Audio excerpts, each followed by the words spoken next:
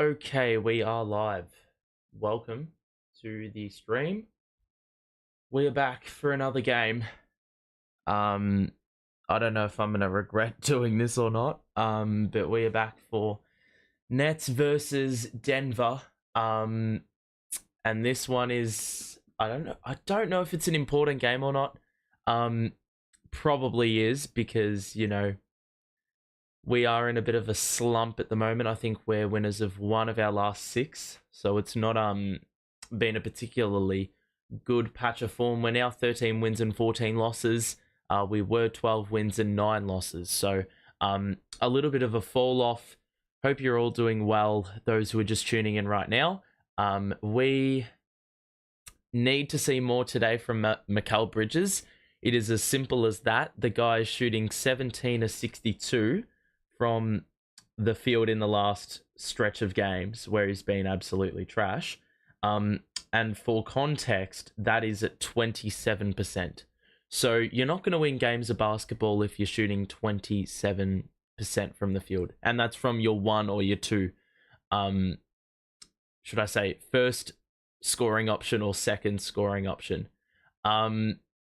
This is an interesting one because we know the last time we played this mob, they dominated us, and a lot of it had to do with the lack of physicality and size. JV is going into this game with the same starting five that he did have previously in a number of games that we've lost.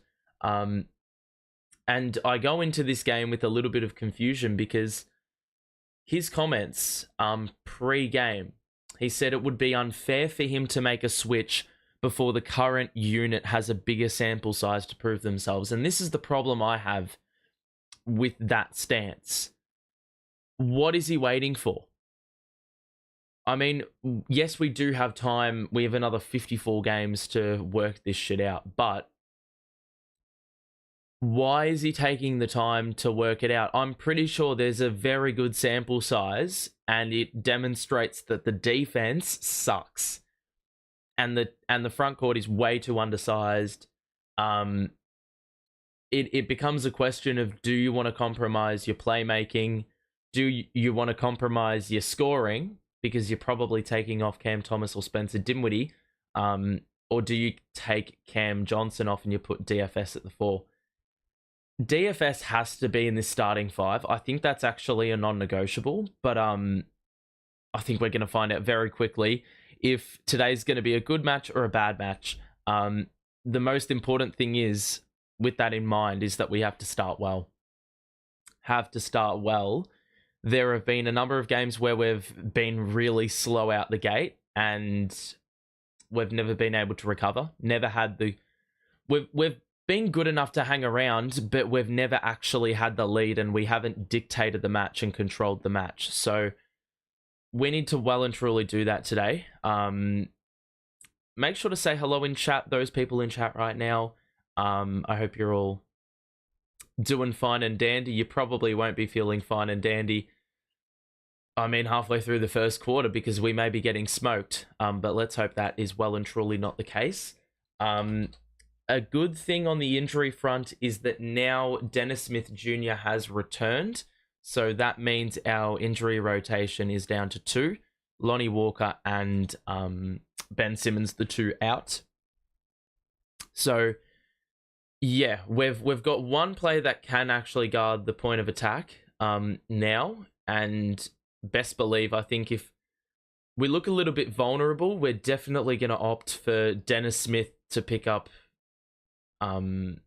Jamal Murray, I do think. Because we desperately need some perimeter defense. We just cannot defend the 3 well enough. And as far as I'm concerned, I don't even think we have enough physicality for the rebounding edge. The reason I wanted DFS in the team is not just for the physicality presence. The other reason you want him in there is because you want to set the precedent early. And I talk about having a good, strong start. If you've got a player in there that is very, tenacious and very, very physical, he's going to make you earn it. and he's going to like put a little bit of body into you, that's setting the precedent early. That's indicating that you're not going to be an easy opponent, an easy matchup today. There's a bit of reason to feel intimidated. Right now, I think in the starting five, we're lacking that edge. Like, you think Spencer Dinwiddie, you think Cam Thomas, you think Mikal and CJ. Mikal's down on form. Cam Johnson isn't doing it for you in the physicality and intimidation department. We don't have an enforcer on the court, and Clax he's on the skinnier side, so he's not really gonna push people around. He's gonna let you know that he's present, but he's not gonna push people around. So I feel like a DFS type would have been a really, really good inclusion today into the starting five. Ron, welcome to the stream, buddy. Hope you're doing well. I believe I've never seen you in chat before, so it's good to see some new people in chat, which is always appreciated. If you have just joined us, we have Dennis Smith back. Denver have a good starting five. Our starting five remain the same, as you can see there. And then for the Nuggets, the last time we played them, they did not have KCP. He is back. So they are basically full strength, and we're near full strength. So I really am scared about that front court. They're really tall in the front court, and we just don't have the numbers to match up. And I think Mikal Bridges is going to end up guarding Jamal Murray to open the game. So that leaves one of Spencer Dinwiddie or Cam Thomas to have to pick up Michael Porter Jr. And I don't back it for 1 second. So, yeah, DFS would have been great as well, because sometimes Clax gets a little bit overwhelmed in the paint against bigger opposition.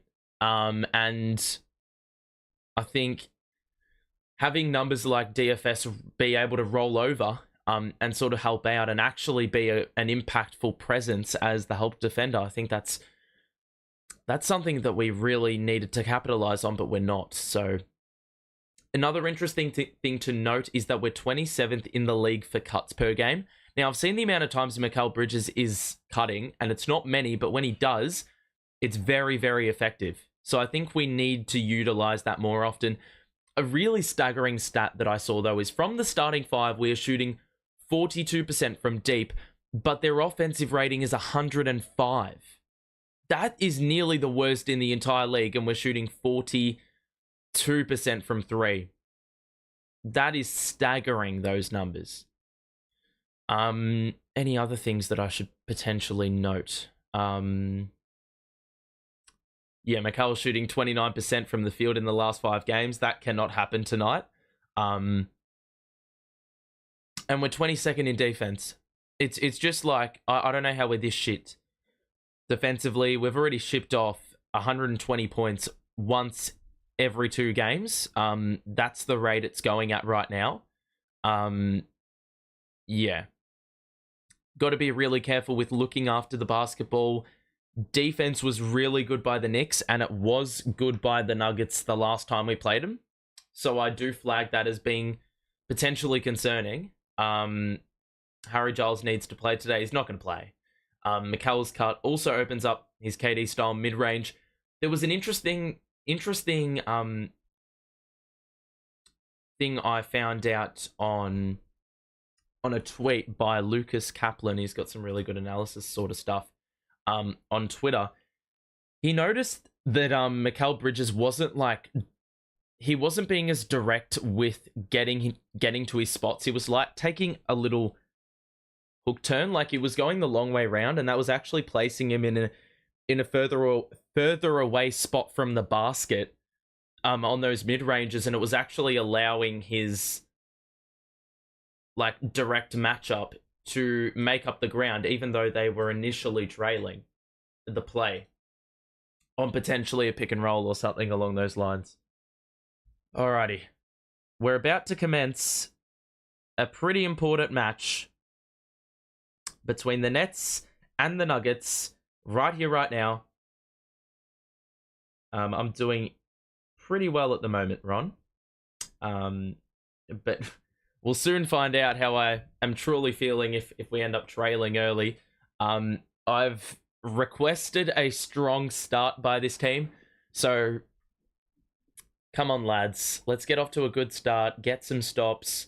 I don't have faith in this starting unit being able to do that, but we will soon find out. It's going to start off with Jokic, and it's going to be swung out to Gordon, who's picked up by Spencer. So Bridges picking up Murray. Knocked away by Bridges. Jokic is going to back down Claxton. Mikal with the help. Good rollover defensively. That's a good rotation. And Porter's forced into a contested three, which he knocks down. Granted, I think his toe was on the line. That was already better rotation defensively than I've seen in, I reckon, the last 4 games. Johnson, Bridges. Let's see what the offense looks like. Bridges shoots a pull-up 2. That's short. Batted back by Claxton. Dinwiddie knocked it to Johnson. Out to Thomas. Gets by the closeout. Shoots a mid-range. And he knocks it down. Cam's not shooting too well in the mid-range since his return, but he is shooting excellent numbers from the perimeter on about 6.5 threes a game. So I think it's going to be a lot about getting those mid-ranges right. And once he gets those mid-ranges right, I think his offense is going to get to another level. So 2 apiece early going. It's going to be a side out for the Nuggets. This is what I don't get. Why would you not play DFS? You've got Dinwiddie guarding Aaron Gordon. Porter again, dude. That's a 3. We're really going to, witness a Michael Porter legacy game, aren't we? Already 5 points. One of those, was a toe on the line away from being a 3. Bridges into the paint. The kick out. CJ's wide open. He's got to hit those, and he does. And he was off, to a much better start last game. And he probably played his most complete game last time out against the Knicks. He scored 20, equal top scorer. Jokic hangs and blows the layup. But guess what? He gets his own miss, and he scores for 2 again. So that's going to be one key of the game that we need to mend as well. Claxton the push shot, and he wasn't able to get the bounce. And that wasn't a bad look. I think we need to, feed Clax a little bit more. What the hell's going on? Bodies are flying everywhere on the floor. Aaron Gordon looks a little bit shaken. He's gone to the corner because he got tripped up by Dinwiddie, I think. Jamal Murray shoots over Bridges and misses. Claxton plucks it with one hand for the rebound, and he pushes the pace. Should have gone further because Jokic was not there. Oh, what a take by Claxton. Alley-oop find by Spencer Dinwiddie. We look much sharper than we started against New York. I can say that safely. Jokic, the help defense arrives. Ball fake by Porter is wide open, and he hits that as well. So Porter's got 8. He's outscoring us by himself, and he hasn't missed yet. So bit scary. Cam Thomas into the paint. Missed the reverse. And a rebound for KCP. How was there not a foul committed there? Good dump off by Porter and Gordon with the slam. And it's 12-7. So the Nuggets cannot miss. They've started really, really well. And getting some really nice looks. Bridges at the logo. The high screen's going to arrive. Claxton there. Bridges just lost the ball. It was saved by KCP. And now they will push the pace here. KCP, bounce pass to no one out of play. And it's going to be Nets ball. So Nets will regain. I want to see some Bridges cuts, man. Come on. So Claxton fakes the handoff to Johnson. Screen set in the corner to try free up Bridges. Was unsuccessful. And now Johnson on the wraparound. Bounce pass to Claxton under the basket. Shoots over the shoulder and misses. And that was a good look. Porter. Bounce pass to the corner for KCP. Got right by Dinwiddie. And the push shot was well short. Good rebound by Claxton. And Dinwiddie will shovel it to Bridges. Thomas on the catch. Hops and misses. and a longer rebound for Jamal Murray. So, oh, that's too easy. What are we doing under the basket, man? And JV's going to have to call a timeout because that's the second time. Like, with Jokic on the perimeter, Gordon is almost playing a non-spacing center role. That's just an easy cut. What is Cam Johnson doing there? He's pointing at someone else to do the job that he should be doing. Very clearly, CJ is the one that needs to...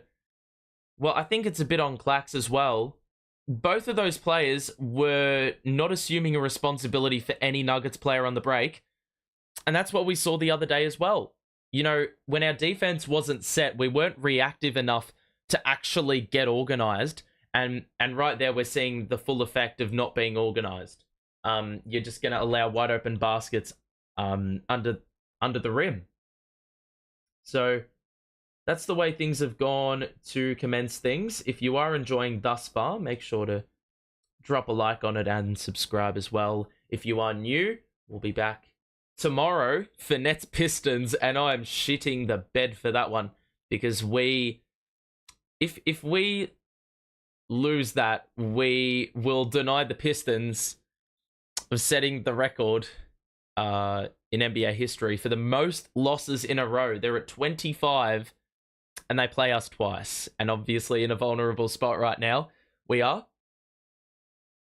So there is a possibility we lose one or both of those games, and will officially be the laughing stock of the NBA if that manages to happen. So yeah, it's a bit of a rough one, but I've got to get this shit sorted as well, because I haven't really looked at the box score.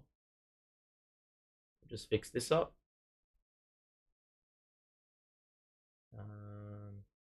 That's just a quick view of what's going on at the moment. I've put the spotlight on Bridges because I'm like, well, if there's going to be a game that he actually decides to resurface as a good player, well, then today's the day, right? But yeah, that's the situation at the moment. You can see Porter's got 8. He's the high man leading the way. And I mean, they're getting contributions from everywhere to start things off. I actually, despite the 7-point hole we find ourselves in, for the most part, I don't think it's been an awful start. We definitely look a little bit more alert, although that last possession defensively would indicate otherwise. So 14-7, 4.5 minutes gone in this first quarter. CJ will inbound.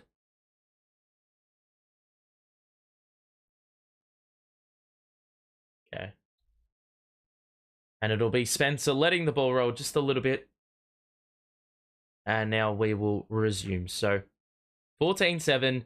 Dinwiddie will get us into a set. Bridges in the corner gets by the closeout. Euro and a turnover. Nope. Oh, you're kidding me.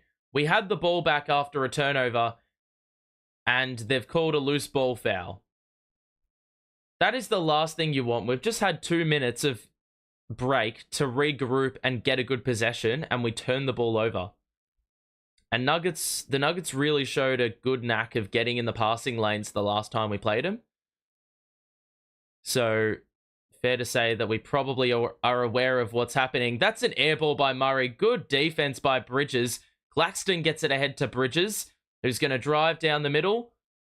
Oh, what a skip pass to Johnson. Ball fake. The 3 is off. Oh, my God. Can't help but think that maybe we needed the extra pass there. Well played by the Nuggets.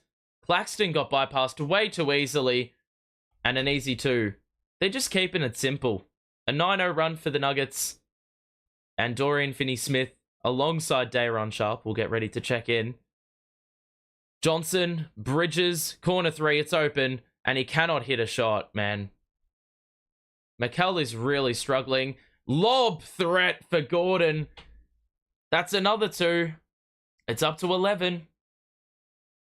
Well, we need a bucket desperately, because I can't be asked with these slow starts.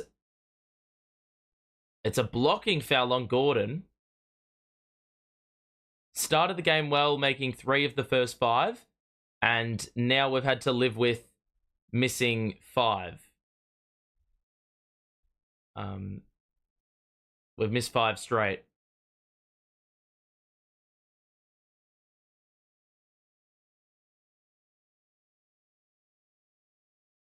All right, so Dayron to Bridges. They're playing zone, so we always struggle with this shit. Dayron's doubled. There's going to be a foul on Jokic. And we'll reset the clock again. 14 to shoot. 0 points in 3.5 minutes, man. Fuck's sake.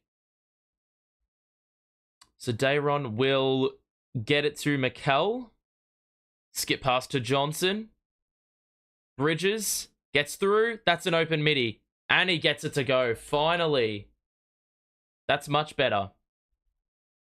Much, much better.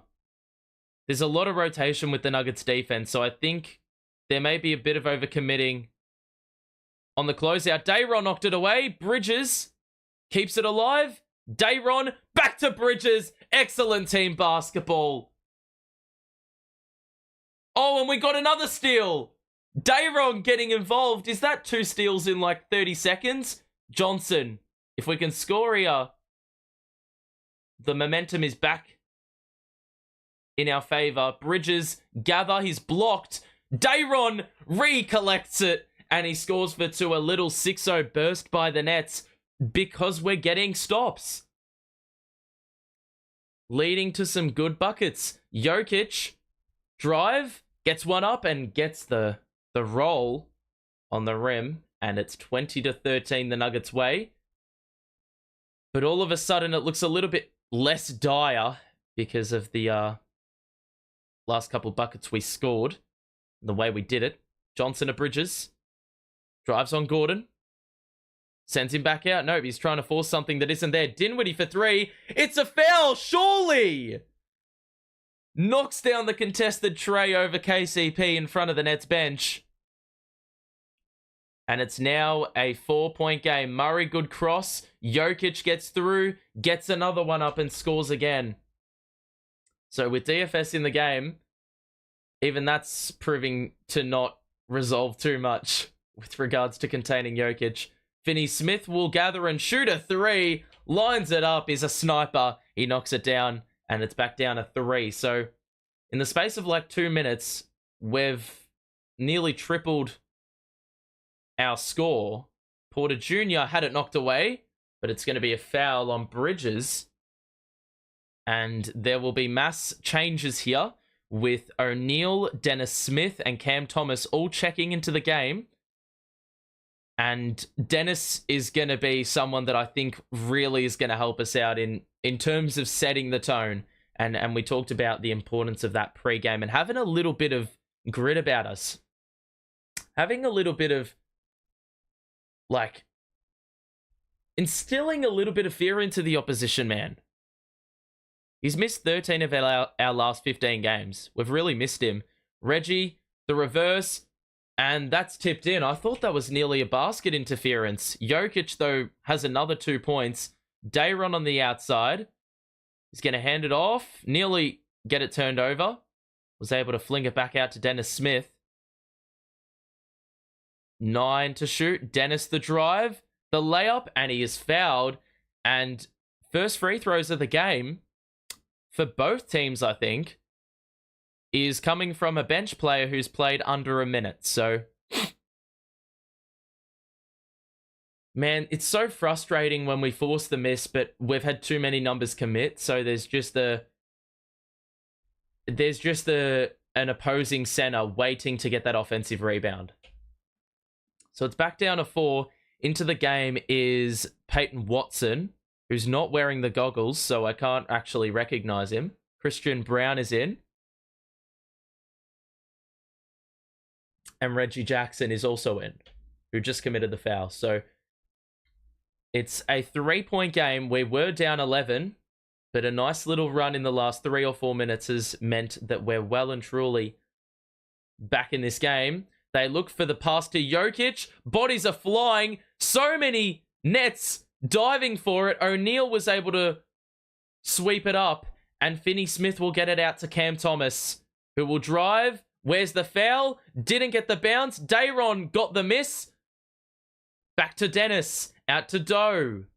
Drive. Bounce pass. Dayron was swatted by Jokic.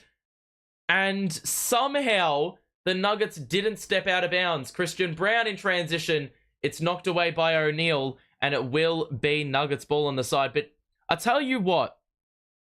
You can well and truly see the difference in intensity here by the fact that on that sequence, when that ball was in dispute from after they were trying to look for Jokic on the roll action, we had 3 or 4 nets diving for that loose ball. I guarantee you a game ago, 2 games ago, you're not even seeing like one player on the turf trying to get their hands dirty.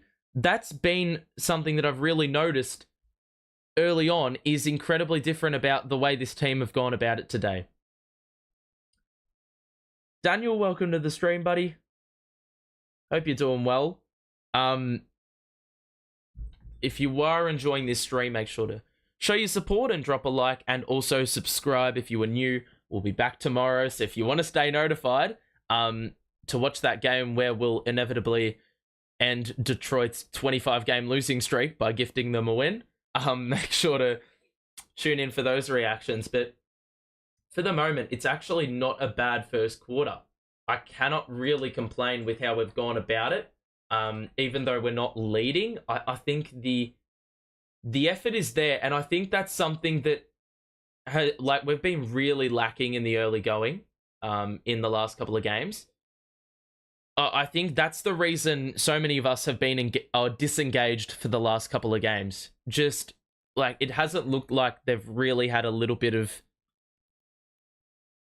like they haven't really been pesty. They haven't been a scary team to come up against, and that's something that really hurts me as a fan watching this team because, well, you want your team to compete irrespective of the opponent. You know, he's actually got 2 assists, not 2 rebounds. Okay, let me just fix that up for you.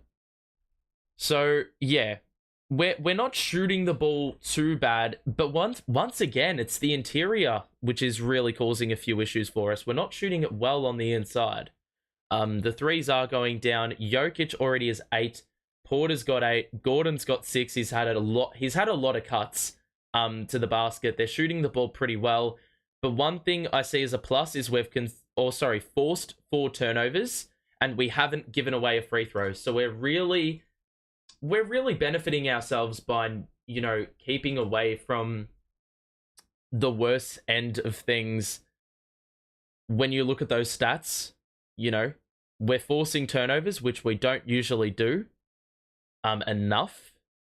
And we're also keeping them off the free throw line, which is a huge plus for a team that is incredibly difficult to contain. I hope I really haven't cursed them and we're going to give away a foul on this possession here. Jokic drives, Dayron on him, shoots over the top, and it's good defense by Dayron. It rims out. Dennis is going to push the pace. High screen Dayron. The drive by Dennis. Picks up his dribble. It's knocked away by Strother, and Doe needs to fetch in the backcourt. Jokic knocked it away. Finney-Smith is able to regather. We need to get a shot up. 5 to shoot, and we've just passed it away to Jokic. What is Jokic doing? He's piss-farting around with it, but he got it past half court. Jokic going to drive, and that's a foul on the floor well before the gather, and it will be Dayron who picks it up. Can't help but think, like, that possession, we just needed a little bit of stability on it, if I'm honest. Jokic will go to the bench. Jordan will check in. So this is where the Nets really need to pounce. The last time we played the Nuggets, their bench really held up well with Murray, with Porter, with Gordon, all on the side. Jackson will drive and get one up, and that's too easy by Dennis. He's got to be far better keeping in front of Reggie Jackson there. So the Nuggets shooting 63%, man. Far out. O'Neal, 3 is good. Swish. Back down to a 2-point deficit. Jordan, that's a bruising screen. Kick out by Jackson to Brown, and that is off. Rebound Clax, and we can actually take the lead here. So Clax will fake the pass to Cam. Now give it to Cam. Cam will drive. Flings it back out to Dennis, top of the key. Gets it to the corner for Doe. The three is good. We're in front, ladies and gents. Amazingly enough, the Nuggets are shooting 63%, but trail. And it's on the back of a couple of things. 5 threes we've scored, but the defense, man, has been much improved. Jackson. Brown will drive. Gets one up on one leg. That's off. Doe with the rebound. Leaves it for Dennis. Back out to Doe for another three. It's off. O'Neal bats it back out. Thomas will secure. And now the high screen by Clax again. Into the paint. Shifts gears. O'Neal gets by. Layup attempt. That had to be a foul. Finney Smith was there for the follow, but it's going to be 2 shots anyway. O'Neal will go to the free throw line. How good's this, man? What a good fight back after a very slow start. The results sort of weren't showing. You could see the intensity had shifted even though we were down 18-7, but now that the shots are falling, except for that Royce O'Neal free throw, which I don't think is to anyone's surprise that he missed it. Now that the shots are falling, we've got the lead. You know, the offense is flowing smoothly. We're pushing the pace, getting into sets early. It's lovely to see. And O'Neal, the free throw after missing the first is good, and it's back. Well, it's up to a 2-point lead, and we haven't had this for quite some time. Good D by Dennis Smith. Jackson the push shot, and that's pretty tough. He got to his spot though, with a fair bit of pressure on his back, and there's a 6-second difference between shot and game, so a well-executed 2-for-1.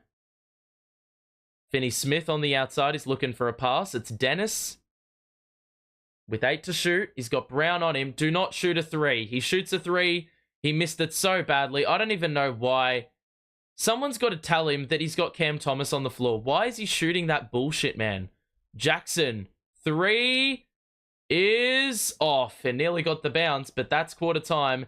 It's 28 apiece, so after an 18-7 start by Denver, the Nets fought back well. They started to convert their shots, and it is 28 apiece at quarter time, so I can't complain with that start. Pretty decent start. Those saying Merry Christmas in chat, I will probably say that tomorrow, but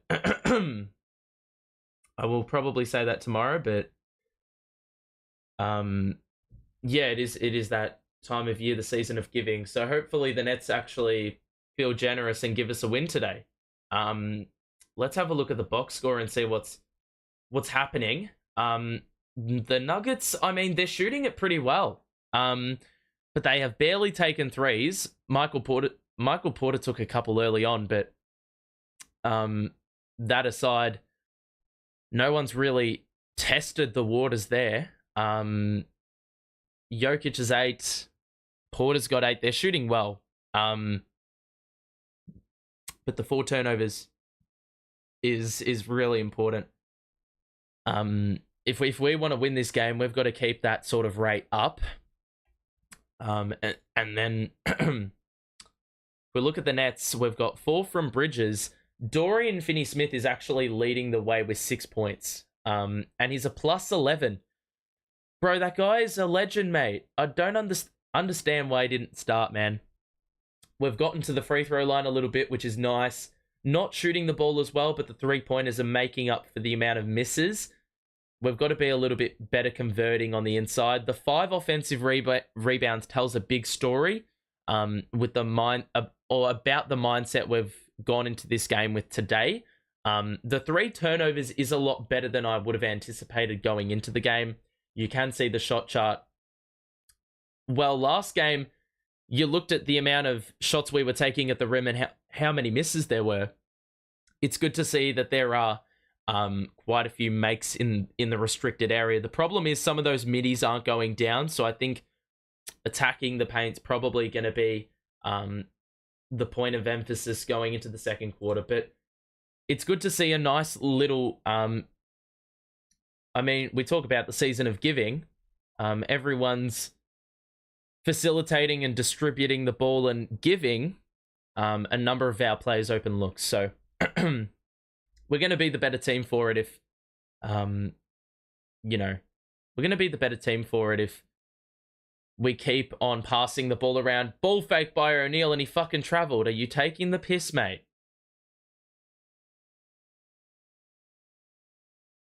So 28 apiece. Going into the second quarter, you can tell a sizable shift in mindset.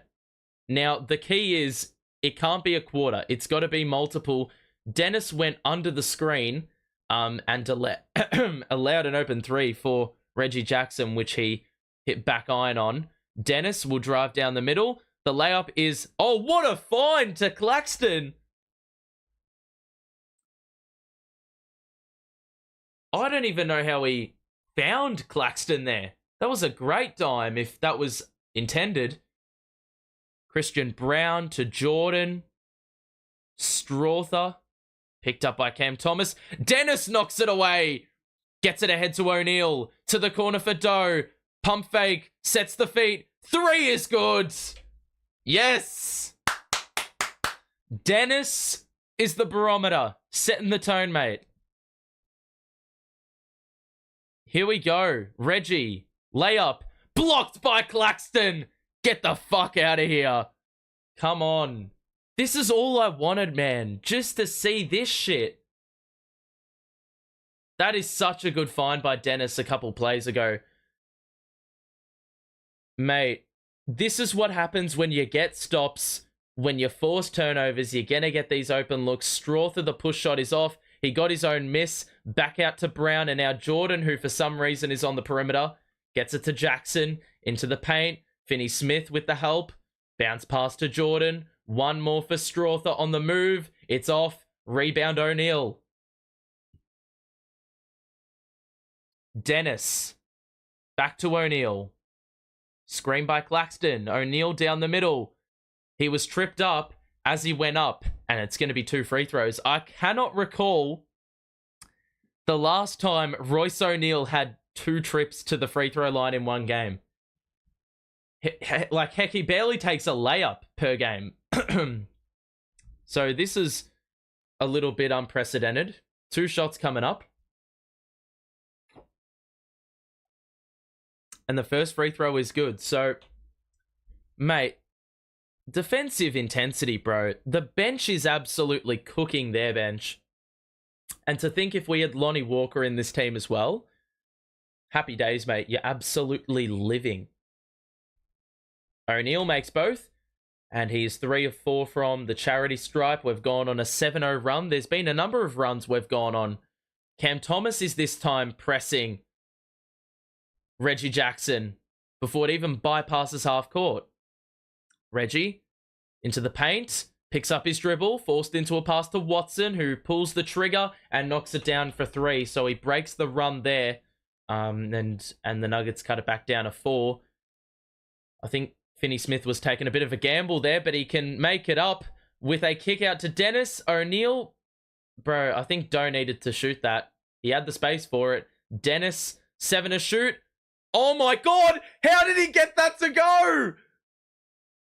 He tried the dunk. It ended up turning into a layup, and he got the fortuitous bounce on the rim. So, good rim pressure by Dennis. He even talked about that pre-game. Jackson misses the 3 on the outside. And now Dennis again to O'Neal. 12 assists on 13 made field goals for the Nets. O'Neal back out to Finney Smith.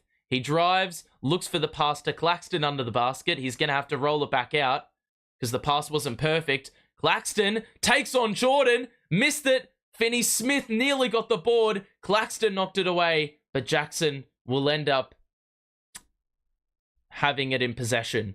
Jackson the drive, puts one up for Jordan. What is Claxton doing there? That was nowhere near a good pass. I think Claxton almost was a little bit surprised as to how bad it actually was.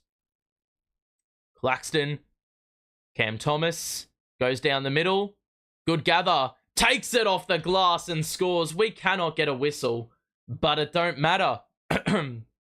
Still finding a way to score. And we've got a little bit more of a paint presence. Jackson gets one up again and scores. How free-flowing is this shit, man? 39-35. Dinwiddie and...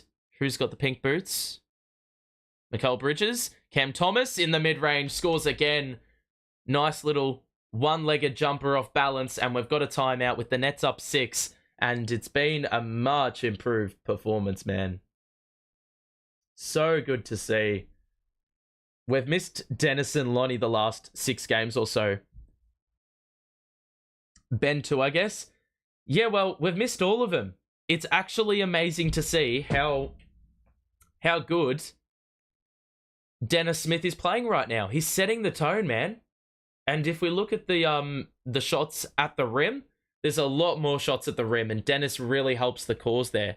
We've gone from shooting subpar percentages. We were 8 of 19 at one stage. We are now shooting 15 of 29. The threes have helped the cause. We're above 50% from the field and 3, and have also gotten to the free throw line. It is the bench that is spearheading that as well. Finney Smith is a team high plus 17 in 10 minutes of action. And if that doesn't signal how important he is to this team, then I don't know what does. He's actually leading our scoring for us. So yeah, a real positive there. 5 offensive rebounds, 12 assists to this stage in the game. That's a really good sign as well. And you just look down and you see the amount of like 3-pointers Denver have missed, and they're taking quite a few mid-ranges and that sort of thing. So I think the more kinds of shots from that area we can force, I think we're going to be very much the beneficiary as a result of that. They have had to play with their bench for some time now, and you can see they are a plus or -9 from that bench. Still shooting above 50%, but they are getting out rebounded. Their turnovers are much higher than ours, or no, not really. But they do have more turnovers. No free throws. That is the key figure. We've kept them off the free throw line. Been very, very disciplined in that respect. So, and they've only hit 3 threes. If we can keep a stranglehold on those sort of numbers, I think we'll be very well positioned to win this game. But as we've said countless times, we could have a good first half, but we could absolutely shit the bed and throw it away in the second half. As we saw in the Jazz game, we were up 59-54 at the half, end up losing by 20. So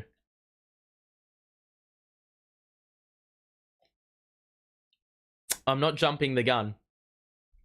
I'm not jumping the gun one bit whatsoever. Can't get too complacent. So Bridges still on the bench. I mean, why would you bring him back on when the bench is getting a real run on? Dennis has gone off, though. Dinwiddie back into the game with Cam Thomas as the backcourt pairing. Then it's Finney Smith, O'Neal, Day'Ron Sharp, Peyton Watson, easy 2. I don't know what the thinking is, though. Putting Spencer Dinwiddie in the position to have to guard players on the interior that are significantly taller. That's an easy dump-off pass by Cam Thomas. He drew 2 defenders. Jokic was helping out, and that left a man open under the basket, Day'Ron Sharp. Finney Smith is picking up Jamal Murray, so that is why Spencer Dinwiddie has to pick up Peyton Watson. Skip past to Watson. The 3 is well off. Brown with the board, but it's going to be waved off because Cam Thomas was shoved, and it will be a turnover, so the Nets can get the lead a little bit further up. Currently the margin 6, and they will have an opportunity to extend it to 8 or 9. So play resumes. Will resume. So it looks like the Nuggets have completely... It's been a little bit of an exodus on the bench. They've brought all their starters back in, and all their bench players are now sitting on the bench where they belong. Cam Thomas will use the screen. Shoot a step back 2 over Jokic. It's off. O'Neal bats it back, but unfortunately, Dinwiddie had committed far to the defensive side of things that it allowed the Nuggets to get that really good rebound, push the pace, had a 4-on-1. So, yeah, not ideal circumstances there. Finney-Smith, the layup, that's off. Day'Ron tries to get the board. It scrambles back to Spencer Dinwiddie, and yet again, more fight on the glass. Cam Thomas, that's got to be a foul. Nope, it was a travel. And Cam Thomas is going to be the guilty party. So, last couple possessions, turnovers, not great looks. Dennis was doing a really good job of setting the tone. If I could have Dennis Smith on the floor at all times and he could actually score the ball efficiently, mate, we'd have a proper good player. It'd be like nearly all-star caliber.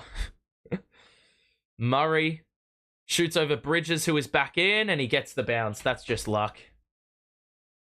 So that 2 on the baseline cuts it to 2, and now Bridges will drive on Jokic, flings it out to Dinwiddie. O'Neal faked the pass, shot the 3, it's off, and a rebound by the Nuggets.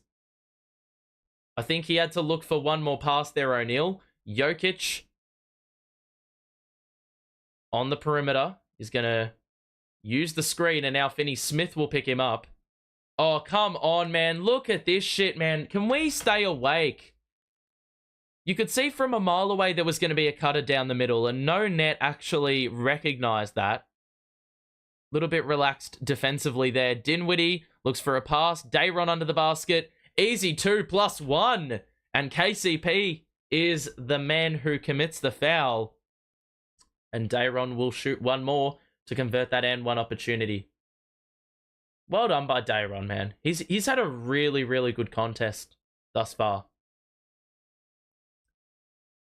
So it was Royce O'Neal who was the guilty party on the previous sequence. So, yeah. Typical O'Neal things. Day'Ron, the free throw is good. And it's back up to 3. So I think if we can go into the half roughly on level pegging, I would be pretty happy. It's 46-43 as it stands. Good cut by Murray. And Bridges with the block. Murray wanted a whistle. We've got the outnumber because they're too busy complaining. Bridges the reverse. It's good. And that's a prime example of not thinking. Just go, man. Don't be hesitant. Don't second guess yourself. Take it all the way to the cup. And that's what Bridges did right there. Murray, a bit of touch and feel. Thought about the mid-range. Instead, he's going to have to pass it to Jokic at the elbow. And now Michael Porter on the move. Cam Johnson got to stay with him, man. Wow. Rim grazer by Michael Porter. We get it ahead to Cam Johnson. Back out to Bridges, who nearly lost the ball. Oh, my God. We are... What are we doing? It's going to be a timeout by JV because I think he sensed a little bit of disjointedness. It's 48-43, and the Nets, have a little bit of an opportunity to go further into the lead yet again. This has been a really good, spirited performance. If you are enjoying the stream, make sure to drop a like and also subscribe if you are new as well. We'll be back tomorrow to witness the Nets break the Pistons' losing streak. So if you'd like to see my reaction and have a chat about that, make sure to tune in for that one tomorrow, same time. We've got 38 people in chat. Pretty cool. So welcome to those who are new or haven't been here before. Missed Dennis for several games, and when he comes back, he does his thing. 100%, man. We've said this quite a bit in the last couple of games. It always seems like we miss Dennis for the games we actually need him. When we played Philly, when we played Atlanta, when we played Charlotte, when we played... Who did we play last game? The Knicks. Brunson was defended okay, I guess, but he wasn't really that aggressive. So we could have done with him. This is the box score as it currently sits right now. High man for the Nuggets is Porter with 10. Not shooting the ball particularly well from the outside, and they haven't been to the line.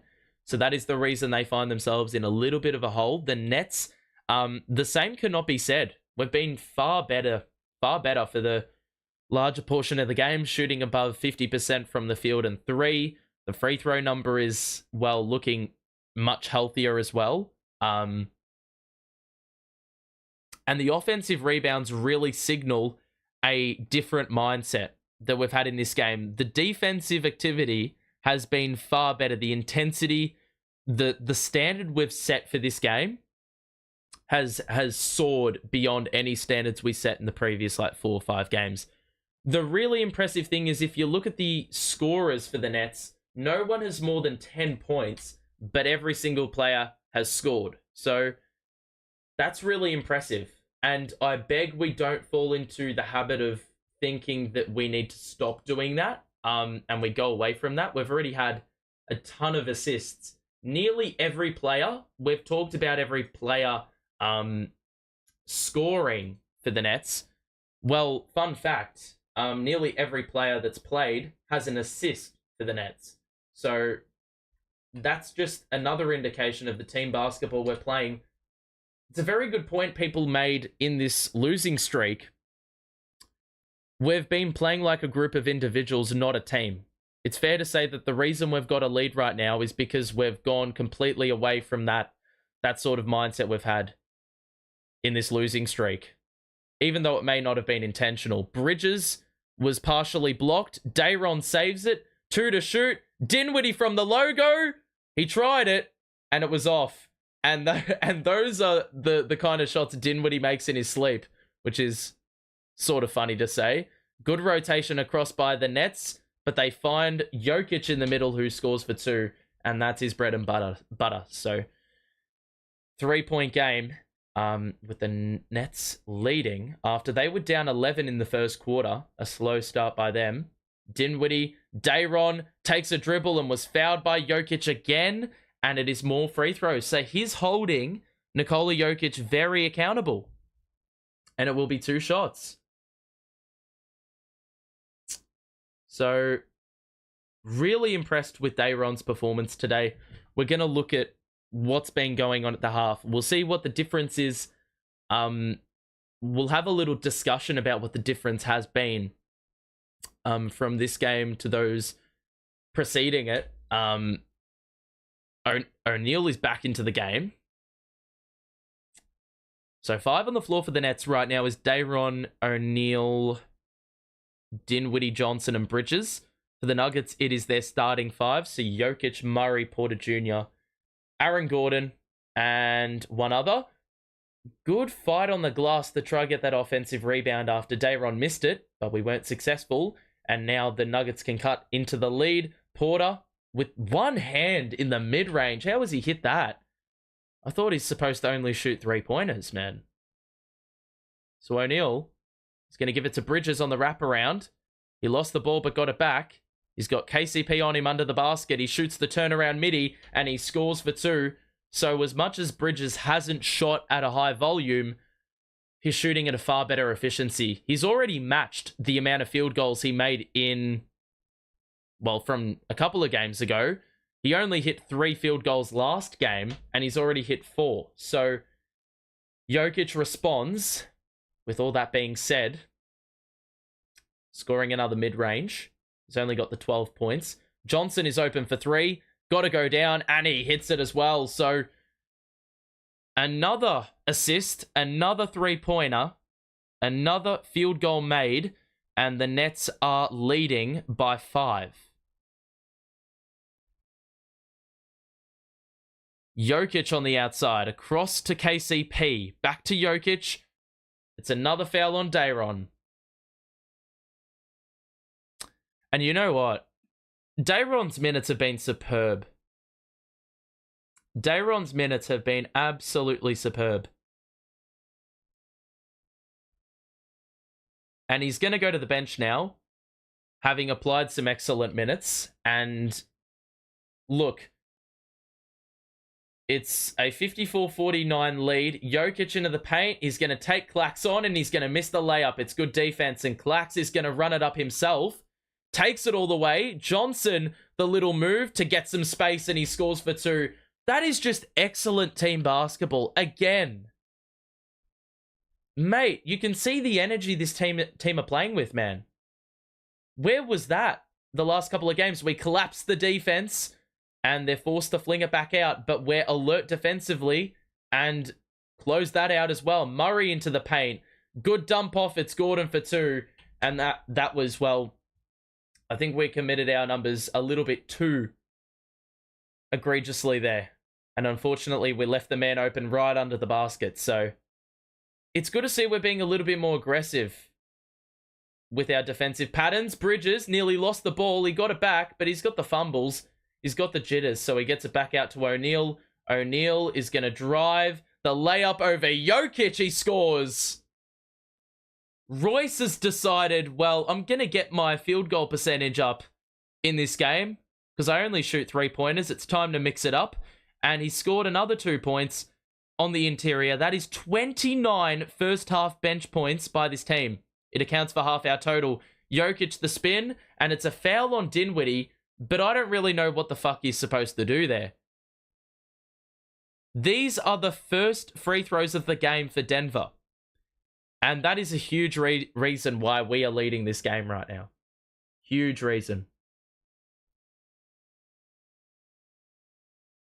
So, 2 free throws coming up now for Jokic. The first is good, and it cuts that down to 6. We've got 1:17 left in the first half of this game. And Jokic has really assumed much of the offensive responsibility in this second quarter, and they have desperately needed it as well, because their bench really struggled, so they needed to stay in touch somehow. Dinwiddie will probably let the clock run down a little bit. Johnson wants to get into a set, passes it out to O'Neal. Bridges, quick trigger, that is off. Well long, and a rebound for Porter Jr. So Murray to Gordon, into the paint. Claxton there. How did he fucking score that shit? And so that's another personal by Spencer Dinwiddie. And I'm not really sure what the fuck the foul's for. Really. Let's have a look. Where is the foul there? That's actually a rubbish call. Watching the replay, I don't even think he touched the arm or anything. He just kept vertical, and I think he did contact the basketball, but referees witness otherwise, and just like that, the Nuggets have gone from having no free throws about a minute ago in the entire game to having 3 in about a minute. Johnson, how was that not a foul for a bump? Johnson, Bridges, he's open for 3, he's got to hit that, and it's off. And we've got a foul, and it's under the basket. Claxton got the rebound, the offensive board, but it's actually going to be stopped, the game, because it was an over the back. So Nets are in the bonus, and it will be 2 free throws. But man, Mikal's got to make those threes. It's like we've gone back to early season Mikal, where, at least for this game, where Mikal can't make the perimeter shot. But he can't make the perimeter shot, but he's doing a decent job of getting to his spots. So 59-56, 37 seconds to play. 1 more free throw to get us to 60, and Claxton makes both. So improved in that area this season. I actually can't recall the last time that he missed from the line. It's been a few games, for sure. Murray and a switch. Back out to Jokic. Well, no way! Dennis, you idiots! He's been hit with a foul on the arm. We had a steal, man. That was a terrible pass by Jokic. Cam Johnson read it. And he was well and truly off to the races. But unfortunately, it's going to be a foul on Dennis, and it's going to be free throws for Gordon. So that is such a let-off, man. Absolutely cannot be affording to do such a thing. And so Gordon at the line will make the first. So they've gone from having 0 free throws to having, from the 117 mark in the second to now 5 free throws. So they've been let off, to say the least. Gordon at the line. Clax is on the bench. I don't know who is into the game. Cam Thomas. Okay. So we've got to get this rebound because our 5 is Cam Johnson. Provided there's a miss, and there is not a miss. So there's a 4.5 second difference between shot and game. It's Dennis, Mikal, Cam Johnson, Royce O'Neal, and Cam Thomas, the 5 on the floor, to close out the first half. Dennis, high screen and switch. Watson, guarding. Bridges, back out. Dennis is open, top of the key. Barely got lift. O'Neal fights on the glass. Bridges, skip pass, no look. Johnson, pump fake. Wide open 3. It's off. We try to chase up the board, and that's going to be halftime. So, look, I think CJ needed to hit that just to get the crowd involved. Give us that little bit of pep in our step going into the half. But I tell you what, it's been a really, really good first half in terms of, well, we have shipped off 58 points, but I think it was always going to be a matter of trying to limit Denver as opposed to stopping them. And I think we've done a really, really good job thus far of not doing what habitually we usually tend to do in these sorts of games. We did give away 30 points in that second quarter. I tell you what, it didn't feel like that. It felt like we had a bulk of, well, possession. It felt like we had a bulk of the play. I think it was the free throw number at the end of the quarter for the Nuggets, which got their total up a little bit. And that's sort of a letdown because it could have been very easily a 4-point swing if Dennis doesn't commit that foul. So that is the half as it stands. If you are enjoying the stream, make sure to drop a like on it and subscribe as well. We are better with DSJ. I think that's undisputed, right? Bridges got to hit those shots. He does. He's been missing quite a few middies. 3-pointers. So, overall, I can't really complain with that half, man. Let me know your first half thoughts. We are going to look at the box score first and foremost and really get a grasp of what's been going right for this team in the first half. Claxton's got 6 and 8, and it hasn't really felt like he's had such an impact. Cam Johnson's got 8. Mikal Bridges has also got 8. He's probably going to have to boost the scoring a little bit in this, in this second half, but I beg he doesn't force it. He's shooting it better. The 3-pointers have been open. He just hasn't been good enough to hit them. The 3-point percentage has gone down in the last probably 5 or so minutes of that first half. And look, I think we were the better team in the first half. Dorian Finney-Smith was superb. He played 14 minutes, and those minutes were well and truly warranted, even though he only had the 1 rebound, 9 points, defensively was active, and he, well, to be honest, he had a great little bit of cohesion, a nice little partnership with Day'Ron Sharpe, who played only 9 minutes, but he had 8 points and he had 7 rebounds, 4 of them offensive, and he was also facilitating the basketball. He had 2 dimes. Dennis played 8 minutes, and even though the stats would suggest that he wasn't too eye-catching, he had 4 points, 3 assists, and a steal. O'Neal was even good off the bench. He had 8. He went to the free throw line 4 times. So 9 of our 11 free throws have come from the bench because of that rim pressure they have applied, which is awesome to see. We are under 50% now from the field. The free throw number is nice and healthy. You know, the offensive rebound number is also nice and healthy, and we've only had the 5 turnovers, which that's a huge reason as well why we've got this lead here. Cam Thomas only the 6 points. So I think my main takeaway is you look at the assist number, it is at 18 assists right now, and you can see every single player that's played has one bucket at least. So I think that's a huge plus. You can see that no one, even with the 18 assists, it's not like one player has had 7 or 8. Every player nearly has an assist, and no one has more than 3 dimes. So I think it's really good that we've gotten 5 assists from our centers, because the Nuggets usually use that zone. And we talked about in previous games how we don't do enough passing to that man in the middle so they can fling it back out, attract defenders, or take it themselves. And to see those 2 centers attracting the attention and finding the open man, I think that's hugely important. It's a really important sort of facet to our offense. It adds a completely new layer, and it's great if you've got 2 facilitators that are bigs. You know, all of a sudden, the dynamic of your offense completely changes. So, yeah, it's been a really good first half. The gang rebounding's been awesome as well.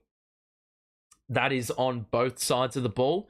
We've had 15 rebounds already from our centers, and we've already had 5 offensive rebounds as well from our centers. So if that doesn't scream like a difference in mindset, then I don't know what does. We're out rebounding them by 2. As you can see, though, I think the real issue is their starters. And unfortunately, their starters are going to play significantly more minutes than their bench, who haven't contributed nearly as much. Jokic is leading the way with 14 and 5 rebounds, and Michael Porter's got 12 and 12 points. Yeah, that's about it. 3 boards, 2 dimes. Aaron Gordon hasn't missed, so their wing rotation's been superb, and Jamal Murray hasn't had to do too much. He's been facilitating nicely. So, look, I think the bench minutes are going to need to be exploited. I don't know if Mike Malone's going to really rely on their bench too much in the second half. They had 5 free throws only, which was a good sign. The bad sign was that it all happened in 1 minute at the very end of the second. So it could have been a lot better, actually. So a little bit unfortunate there. But I think in the second half, the key is going to be a couple of things, but the turnovers did not rise for the Nuggets in that second quarter. They had all of their turnovers basically in the first quarter. So we've got to try and be a little bit better in terms of trying to force those. They only hit 3 threes, so if we can, we did a good job of ensuring that the 3-pointers didn't get out of hand in the third quarter. The second quarter. We need to make sure in the third quarter that it doesn't get out of hand. I think it's testament to our defense today. We're out rebounding them, had 8 offensive rebounds, only conceded 3 offensive rebounds, and we've also only shipped off 10 3-pointers. That screams to me a completely different mindset and mentality going into this game, because we're closing out the 3 and we're not letting them shoot it, whilst simultaneously also boxing out on the boards. The reason that it's constantly been said that we can't defend the 3 is because we're committing all our numbers to rebounding. But today it's very clear that they are capable of doing so much more than that. That is a lazy excuse. So now that I'm seeing they're capable of it, I think the standard has to lift, or the expectation needs to lift. I think the reason that so many people are saying, well, we're trash, these players need to be doing a lot better, is because we want them to be better. We know they're better. We know they're capable. They are still shooting the ball well, though. That is a little bit of an issue. But yeah, that's what's keeping them in this game. The efficiency, I think. So we'll just do the team comparison. Again, you can see things are very similar in a number of categories. If the 3-pointers, if we had made a couple more 3-pointers at the back end of the half and sort of not let that 3-point percentage go away, because it was at 50% for much of the first half, then I think, I would be very confident going into the second half. But Really good signs, winning a number of categories, assist numbers, rebound numbers, free throw numbers, 3-point numbers. It's a good first half. The turnovers are down, and that was something that in the previous game that we played against them, that was an issue for us. We could not work out Denver's defensive scheme. We couldn't find a way through it. So for us to only concede 5 turnovers to this stage of the game is good, but it would be great if we can well and truly keep that number down. I just want to see, what are they known for? Not really known for much, but like field goal percentage is pretty good. Points per game is very similar. Assist numbers are pretty similar. Not really. Turnovers, yeah. Yeah, I'll just leave these stats up for you to look at, and you can obviously engage with me in chat if you'd like. How many foul shots do you think the Nets will have over the Nuggets at the end of the game? Well, we have a knack of having a good half at getting to the free throw line and then it just completely falling off. The key is we don't take the foot off the gas. That is the key. This is why I'm so scared about this team, because time and time again they play a good half of basketball and then for some reason it just all turns to shit.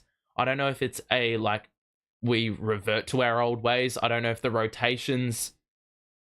It's like sometimes the rotations don't run with the hot hand. They just run by a very set game plan that was a thing pre-game. We planned for it pre-game, but we didn't adjust accordingly to what has been displayed in the match. So what I mean by that is DFS needs to play the second half.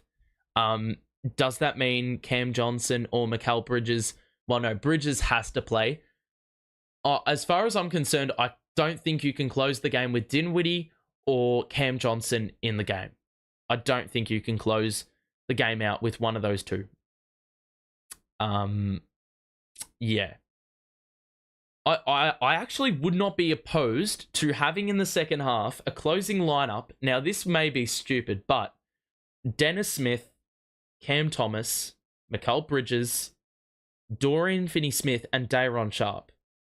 I don't know if that's a stupid 5 to close a game with, provided it is a close game. But Day'Ron's been superb. He's held Jokic accountable. He's got 8 and 7 in 9 minutes. DFS has hit 3 threes, leading the way scoring-wise. And Dennis Smith has been the barometer. He's set the tone on defense. And he's probably a huge reason as well why we have only shipped off 10 threes as well. I think Dennis Smith's presence cannot be understated. If you are enjoying the stream, by the way, make sure to drop a like on it and subscribe as well if you're new. We'll be back tomorrow. So if you are enjoying this coverage, then make sure to show your support. And yeah, if you want to see more of the coverage, you know the place to be tomorrow in 24 hours. Hopefully that game is a win, because it's a gimme. 25 straight losses for Detroit. I swear, if we lose, I don't know what I'm going to do. I don't know what I'm going to do. I think I'm just going to have to pack it up. Pack up my belongings, leave the country, go to another country, never ever set my eyes on Nets basketball again. Do you think? What do you think the Nets should improve in the second half? I think it's nearly been a flawless first half. It's just the field goals. We've kept them off the glass, the offensive glass. It's just the field goals. They're making quite a few. Porter Jr. and Gordon are getting a few open looks under the basket. I don't think having Dinwiddie on the court guarding Aaron Gordon is really helping that cause one bit whatsoever. Because, yeah, for some bullshit reason, we think playing Dinwiddie over DFS is a smart idea. Dinwiddie's forced to pick up Dinwiddie's forced to pick up Aaron Gordon in the post. Who would have thought that would be a good idea? And he's done the same thing with Peyton Watson off the bench. I don't think that's a smart choice. The only issue is then who's your primary facilitator? Even though we've only had how many? We've had 5 turnovers. Even though we've only had 5 turnovers, the real thing is, like, there's been a couple ones in dispute, and we could have easily lost the ball and it would have been a turnover, but we've done well to regain it and chase it up and sort of be a little bit tenacious in that respect. I think in the first half, there was that sequence in the first or the second quarter where there was, like, a pass had been knocked away and we had 4 players dive on the ground to get that basketball. I think that really speaks volumes about the shift up here. So yeah, Tottenham versus Everton tonight. Who wins? Think it'll be a draw. That's just my guess. Think it'll be a 1-1. Okay. I would assume that we are very close to starting the second half.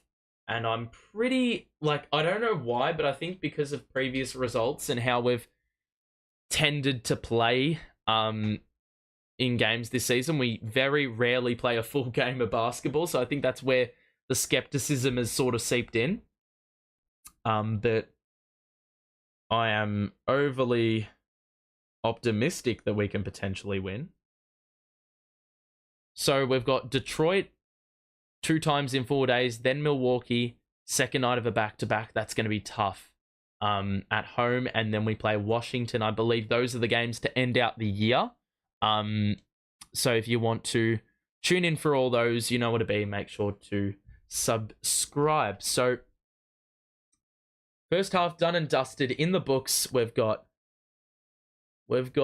one half of basketball from, well, we're one half of basketball away from getting the job done. Good half of basketball, should I say. Because we can play a half of basketball, but if it's a shit one, we ain't getting it done. Clax looking for a handoff. Dinwiddie on the outside. 4 to shoot. Bounce pass to Claxton. Got to shoot it. Oh, how's he scored that on the reverse? He wasn't even looking at the basket. It was one of those ones you just send it up there and hope for the best, and we were just on the lucky side of things. KCP in the mid-range. That's off. Rebound Clax. I'll live with that mid-range, and Bridges implores Claxton to push the pace. Cam Thomas shoots a mid-range. That's long. You knew it as soon as he leaned into it. He's got to stop shooting the mid-range. Oh my God. They're looking for that pass every single time, man. Cam Johnson is now the guy that's got the assignment on Aaron Gordon. And Aaron Gordon is just shifting Cam Johnson under the ball, basically. And how is that free throws? What? So, like,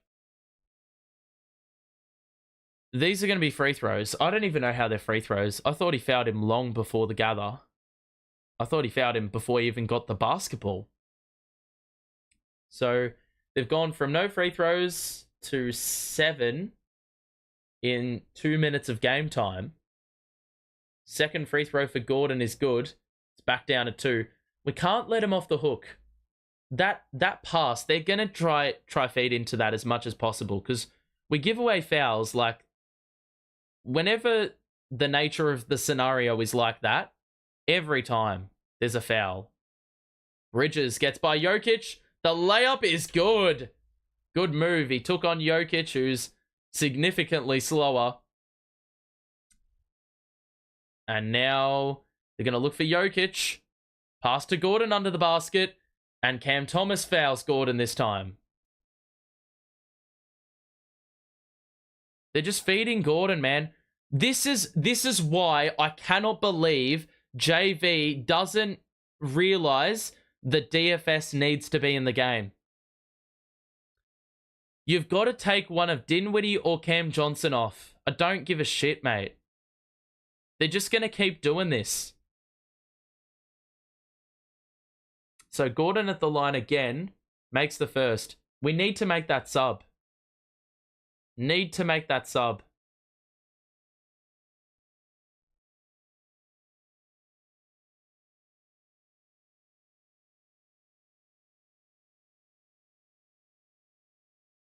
So Gordon's second free throw is off, and a rebound by Claxton. He finally missed one.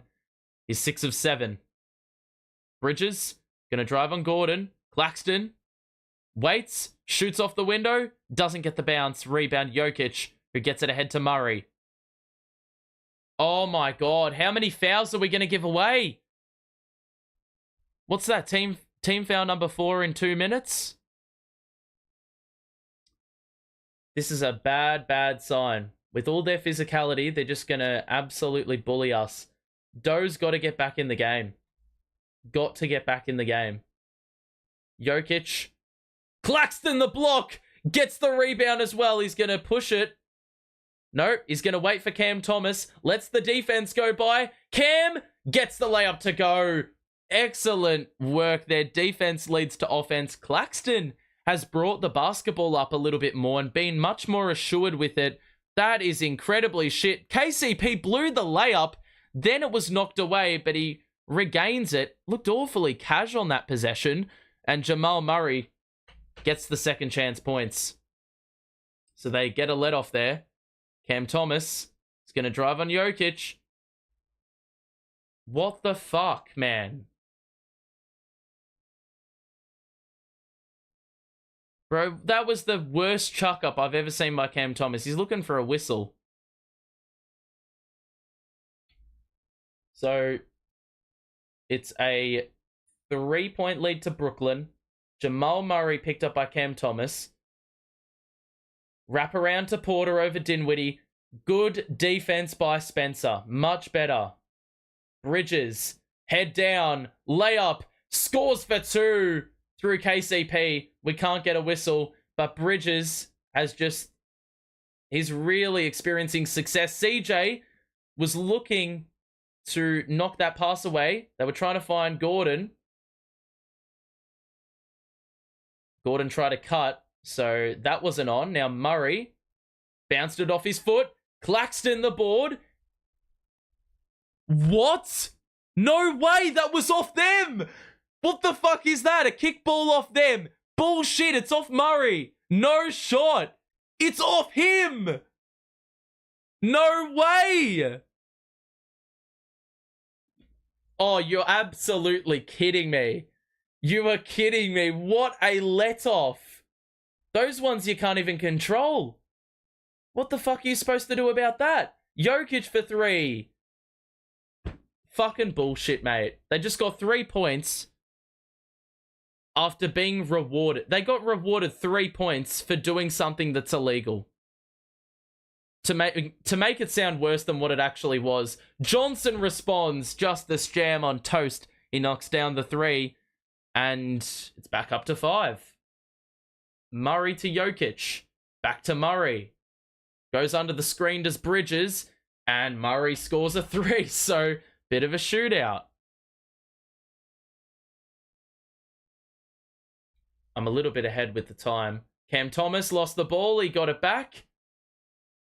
I thought he was hit. Cam Thomas was able to score for 2, and we're going to get a timeout by Mike Malone. So, finally we get a little bit of a lucky break. But that being said, what a load of rubbish, mate. They got 3 points for doing bullshit, mate. It was a kickball. It went off Jamal Murray's foot, and they've gotten a 3-pointer from the recycled possession that they just got given. Pool Party, welcome to the stream, mate. I'm assuming are you a Wizard supporter, a Jordan Poole supporter? I've got no clue, man. Why is DFS not in the game? I mean, I can only guess, my guy, but if CJ's going to keep knocking down 3s, I don't think JV's got a reason to take him off.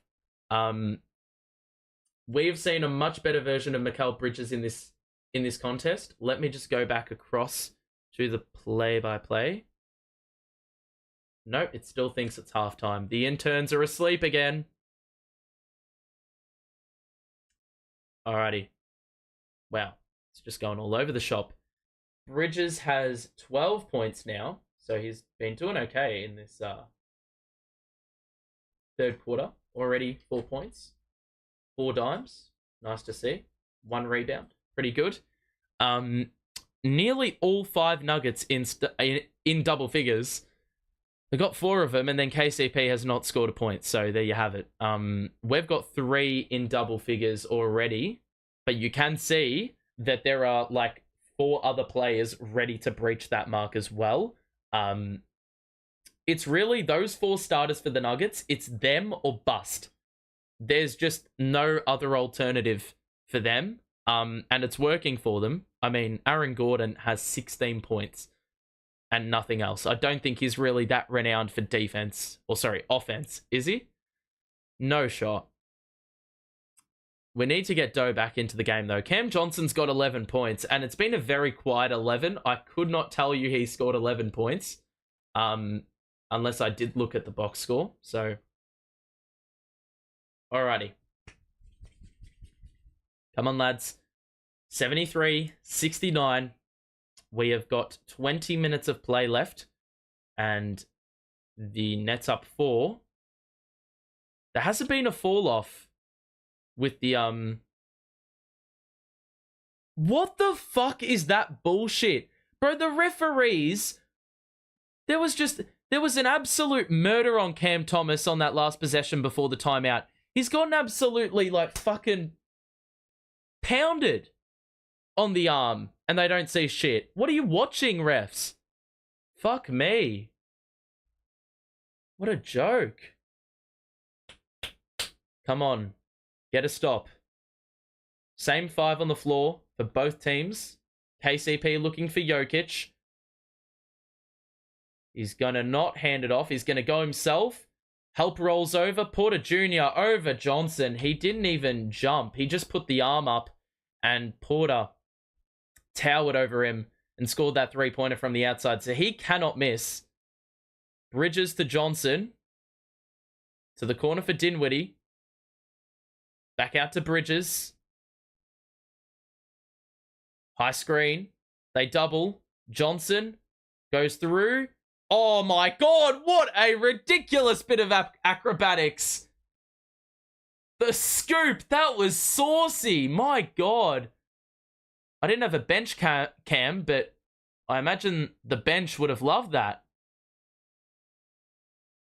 Jamal Murray shifts gears, shoots over Claxton. Well defended. I think it was partially blocked, actually. Johnson, oh my god, he looked for the pass to Claxton and had not enough on it. They leave it for the trailing Jokic. KCP, the catch and shoot 3. It's off. Claxton towers in for the rebound. Who is looking? Dude!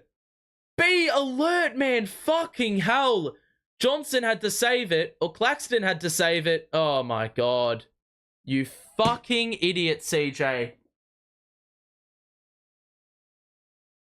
You fucking idiot. Claxton skied in for the rebound, and all these players are too busy running the break that they don't actually realize Clax is falling out of bounds. And so he's just thrown it to Nuggets, and they've scored a 2, and Johnson's fouled under the basket. It just threw everything off about that sequence, so they can tie the game at 75.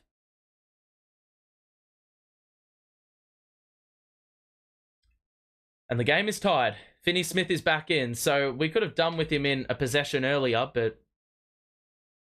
Alrighty. It's all square. 75 apiece. Dinwiddie. Skip pass. Great pass. Finney Smith should have shot the 3. Instead, he penetrated. We get it to Bridges on the baseline, and he missed it. And it's a rebound for Porter Jr., so... Wasn't a bad look, if I'm honest, but we could have done a little bit better. Finney Smith on the perimeter. Jamal Murray shoots over the top, and that's pure.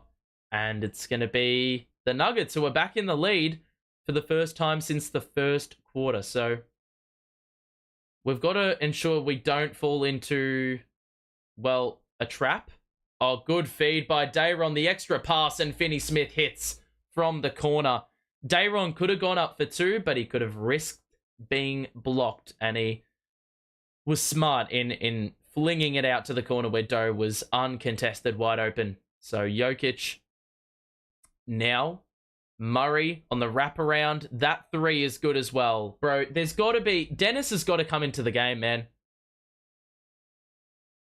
I cannot be asked with Bridges doing this shit. Oh my god, and he's fucking turned it over as well.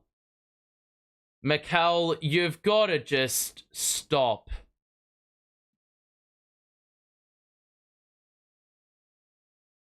All of a sudden, Jamal Murray has gone nuts.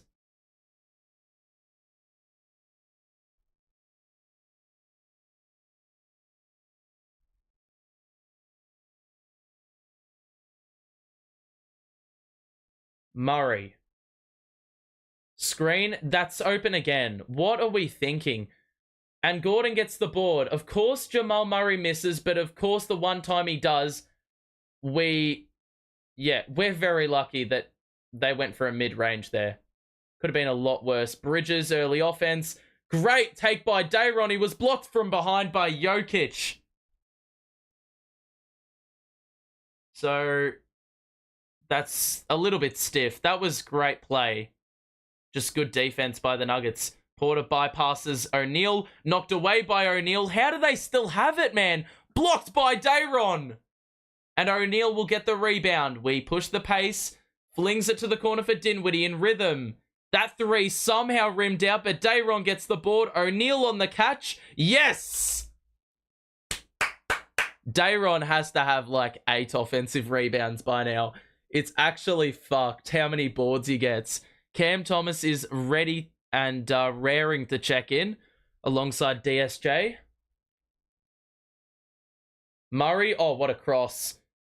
Oh, Dayron! What a block! The chase down.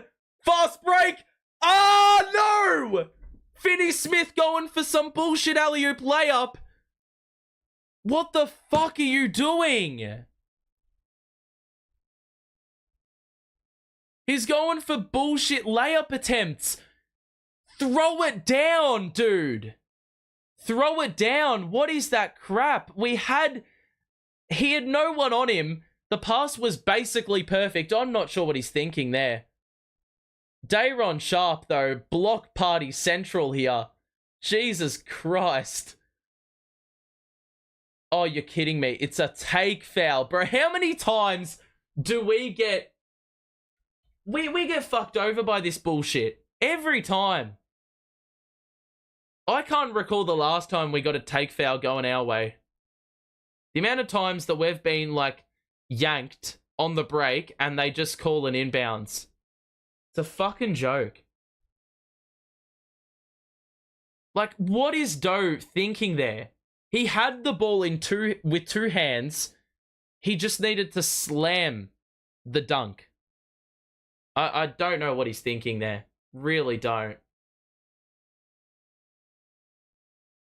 And those are 2 points that potentially down the road could be very, very, very costly.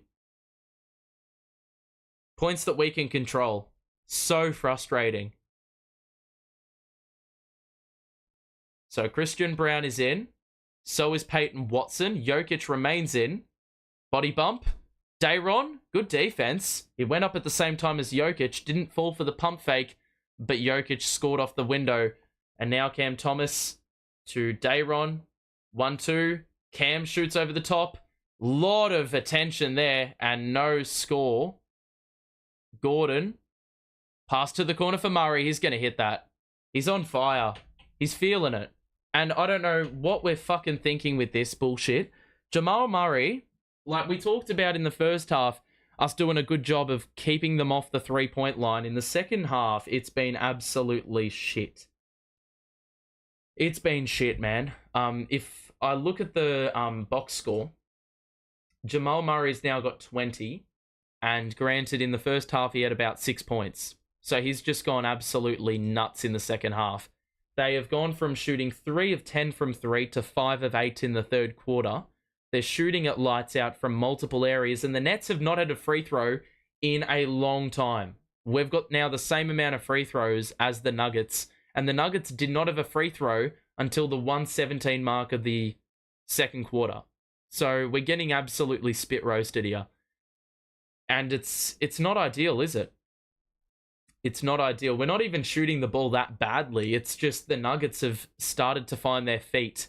And this would be a very wasted performance, I do feel, if we can't get this win today, because we've gotten really good contributions from just about everyone on the court. The problem is our ceiling compared to theirs is vastly different. Like they've already got a couple players pushing, or have exceeded the threshold of 20 points. We've got like 5 players who are stuck under 15. So shooting the ball well, but we're not going to win a game of basketball if you're conceding 53% from the field. And the three-pointers now are starting to take hold of the game. The offensive rebounding isn't a huge issue, but they have gotten quite a few offensive boards in the second half. We've got 9, which is decent, but they've got 6. So they've doubled that output. And the main issue is the turnovers. We had conceded 5, forced 5 in the first half. Yeah, we had forced 5 in the first half. Probably nearly like in the first quarter. And unfortunately, we have not seen a turnover since. And that is just way too, it's far too common of a trend for this team to forget how to force a turnover and get a steal. So we're down 5. Granted, we did have an early deficit that we were facing in the first quarter, and we fought back well from that. So 86-81, we trailed by 5. We had the lead up to about 7 or 8, I think, is the highest that's reached. The Nuggets had it at 11 in the first quarter. They were up 18-7 to start the game. So Dennis, O'Neal, Cam Thomas, Finney Smith, Day'Ron Sharpe, the 5. Dennis, the acceleration, the bounce pass to Thomas. Dennis, high screen. Dennis bounce pass to Day'Ron. He's got to shoot it. Someone help him out. Cam Thomas gonna drive, walk a tightrope, and he knocked the pass away. Day'Ron is, of course, going to end up with the turnover, right? So a shot clock violation. And it didn't really seem like much was going right on that sequence, and it was good defense by Denver. They've just run their 3 best players, and it's no surprise if you run your best players for longer, it's going to be better. That's good defense by Dennis, though. Great defense. How is that a foul, bro? I don't think he could have played much better of a defensive sequence there. He was stuck to him like glue. But unfortunately wasn't able to complete the play because he committed the foul. I think it was on the arm on the second swipe because the first swipe looked clean. So Murray at the line makes the first, and it's now a 6-point game.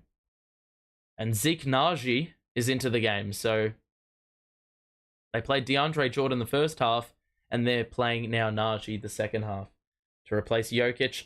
Murray, if he makes this, he has 16 points in the third quarter by himself. And we're always one good player performance away from losing the game. Every time someone new decides, yep, let's score a 20-piece in one quarter. Dennis into the paint. Oh my God, he's blown the layup. Good defense by Murray. He has just taken it to another level in this second half. Murray picked up by O'Neal. Good defense. Oh no, Day'Ron's got to guard Murray on a switch, and he forces the turnover.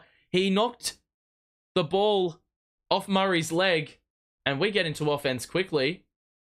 Cam Thomas, 3 is off. Doe does well, knocks it back to Cam Thomas, who gets by. The layup, good verticality, but it's going to be a foul. And finally, we get a fucking whistle. Oh my God.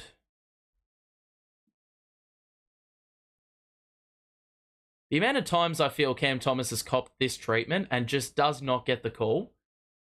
He's going to be a dangerous beast when he gets the superstar whistle. So 88-81. 2 shots for Cam at the line. We've got to make these because we barely get to the line. So got to capitalize. And they finally send Jamal Murray to the bench. Thank fuck. So we need to capitalize on these minutes. They've only got one starter remaining on the floor, and it's Aaron Gordon. They've got Brown, Najee, Jackson, and Watson, the other 4. Gordon. Good defense by Dennis. Oh, and Gordon. What the fuck? A foul. Oh my god. Day'Ron Sharpe. Oh no. Jackson 3 is off. I didn't even know how that was their ball. I don't think it was a foul, so I have no idea what that was. Finney Smith back to Smith. Looking for Day'Ron under the basket. That has to be a foul. It's going to be 2 shots. And they found a mismatch under the basket. Jackson and Christian Brown were in there, but it's going to be Jackson who picks it up. It's going to be 2 shots for Day'Ron Sharpe. And these 2 will, I believe, put him in double figures. If he can make both, which isn't always a guarantee, but he does make the first here. So if we can go into 3/4 time, potentially having cut the deficit to 0, then I will be pretty interested to see if in the last quarter we can prevail. That one gets the unlucky bounce off the rim, even though it was well aligned. 4-point game. 88-84. Watson looking for a handoff to Strawther, who's in the game. Gordon off. Jackson. Oh no, it's an open 3. Strawther misses. Rebound Dennis. And now we can cut into this deficit. Get it to a single possession. Dennis 1-on-1 is going to drive on Jackson. Feeds Day'Ron. Body bump. Easy layup. Good footwork. And Day'Ron Sharpe, bro, he has been superb, man. Superb. But I almost think as if Clax should really be against this Nuggets bench. And Day'Ron should be playing on Jokic to close the game out. Day'Ron again. Good box out after another miss on the push shot. We can tie or take the lead going into 3/4 time. Cam Thomas 1-on-1 with Najee. Back out to Smith. Again, Thomas, the attack. Hangs. Missed the layup. Thomas nearly got the board. That is a missed opportunity. Fucking hell. He did everything right, except the bounce on the rim just did not favor Jackson. 3 to shoot, 2 to shoot, over Sharpe, and it's off. Good work by Day'Ron there. Forces a pretty low percentage look, and it's 3/4 time. We trail by 2. So in order to win this game, we just need to outscore them by 3. Is it too difficult to ask? Oh boy.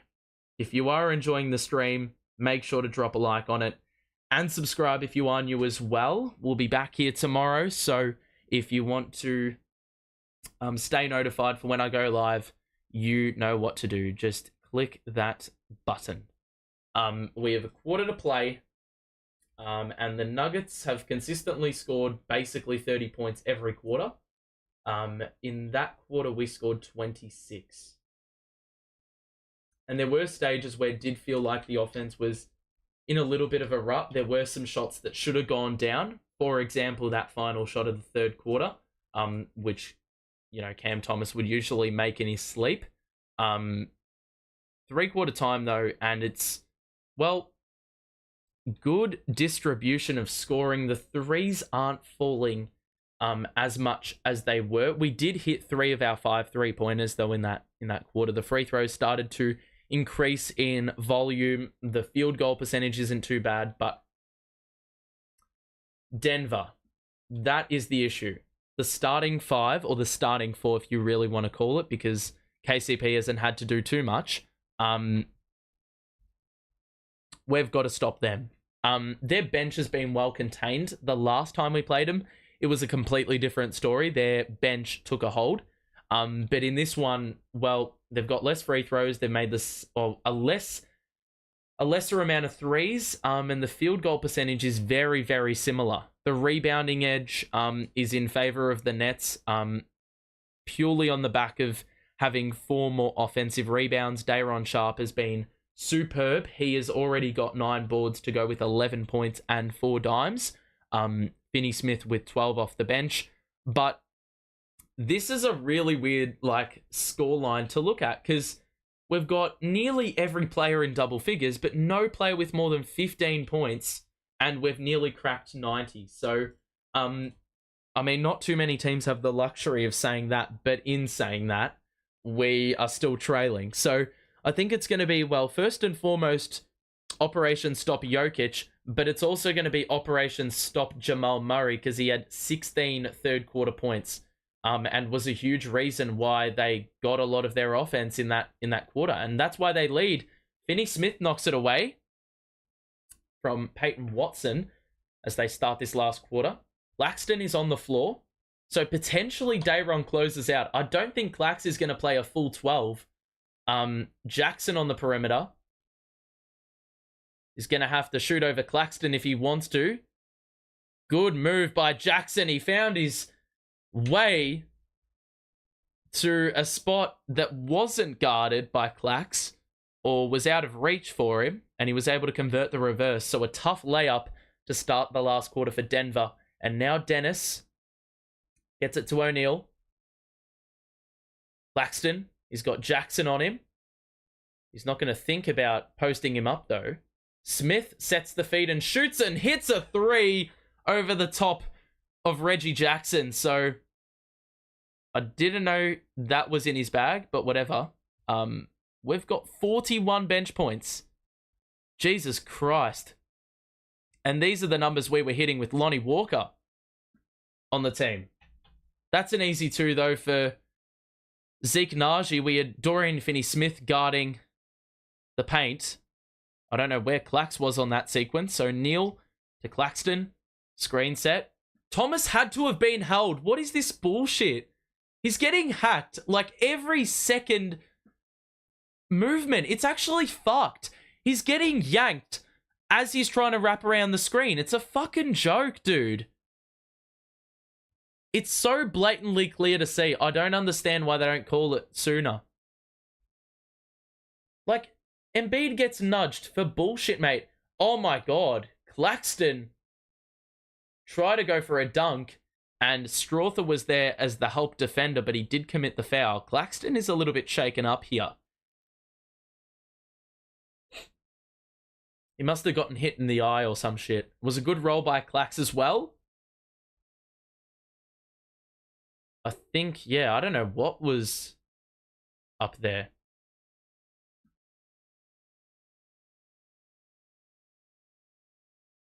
So Claxton will shoot 2.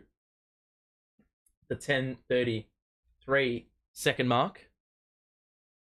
To cut the lead to 1. And he bricks the first one. Excellent news.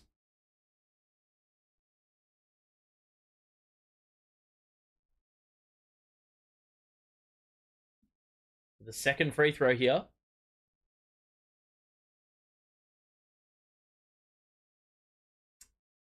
To cut it to 2. Oh my god, he's missed both. Fucking hell. And we've got a timeout because Strawther is bleeding from the nose or the eye. I actually don't know where he's been hit. So we're going to get a medical timeout. Love the talk. Sounds just like me when I place a bet and the team I need to win just never gets it done. And the refs are also on the other side. Love this. I'm unapologetically passionate about sports, so I wouldn't talk about the game any other way. By this time next year, Day'Ron will be one of the best centers in the league. He's got to crack the starting lineup first. Let's take a chill pill. Let's hold it back just a second. Let's just retract that statement. I know, I know we love the guy, but yeah, we've got to temper expectations. No, he's gonna have to go to the bench. That guy, he's bleeding way too much.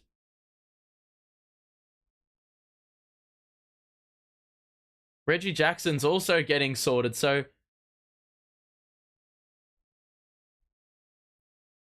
this is actually a bad thing because Denver need their bench on the court as much as possible. And these guys potentially having to go to the bench because of blood. No, we can't be having that. It's our only way back into the game. Jackson to Strother after we return. High screen Najee, the switch. Strother in rhythm. It's off. Rebound Claxton. He's got 14 boards in this game. It's been astronomical. O'Neal, catch and shoot three. It's open. It's off. O'Neal nearly tipped it in. He got the rebound. And we'll go again. Thomas, the screen, the switch. He's got Najee on him. 1-on-1. 3 to shoot. 2 to shoot. 1 to shoot. Gets it up. Doesn't get the bounce. Finney Smith the tip in. Or O'Neal. I couldn't see. I was obstructed. My view was obstructed. It was O'Neal. So 14 second chance points to 6. O'Neal gives it to Najee. Fake the handoff. Bounce pass to the cutter. Strother missed it. Dennis with the presence. We're going to push the pace. High screen O'Neal. Dennis into the paint. Layup up. That was an awful layup attempt. Awful layup attempt. You had Claxton under the basket, picked up by Strother, and you couldn't recognize that shit. Dennis, I love him for certain situations, but there's moments where he absolutely grinds my gears. And obviously, the negatives outweigh the positives, you know. So O'Neal to the bench after getting that tip-in layup. And I believe it'll be Bridges back in. No, it's Spencer back in. What? Jackson? Shoots over Claxton. Tough shot. It's off. Oh my god. They got the rebound, man. Because Claxton's guarding the perimeter. That's got to be a charge. What the fuck? You have to review it. Have to review it. Have to review it. Review it. Review it. Review it. He's well outside. Review it. Review it. Review it. Review it. He's outside.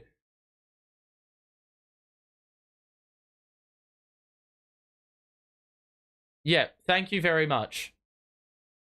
That is a charge. That is a charge. If they don't call this a charge, officially it's fucked. The refs are fucked. As if we didn't know that already by the 15,000 videos bagging the amount of calls that they make.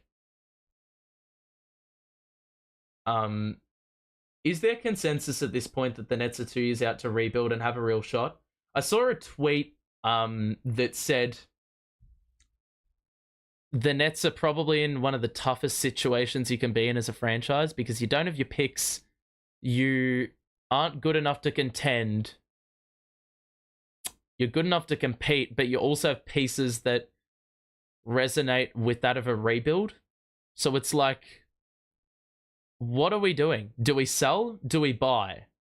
It depends who is available to buy. It depends what people want for the players we want to sell. It's very scenario based. I don't think you can really set a timeline on it because I don't even know if Sean Marks knows the direction of this franchise half the time. Is Pope in the game? Who are we talking about? Pope. That must be a nickname that I'm just not catching on to. If you are enjoying the stream, make sure to drop a like and subscribe.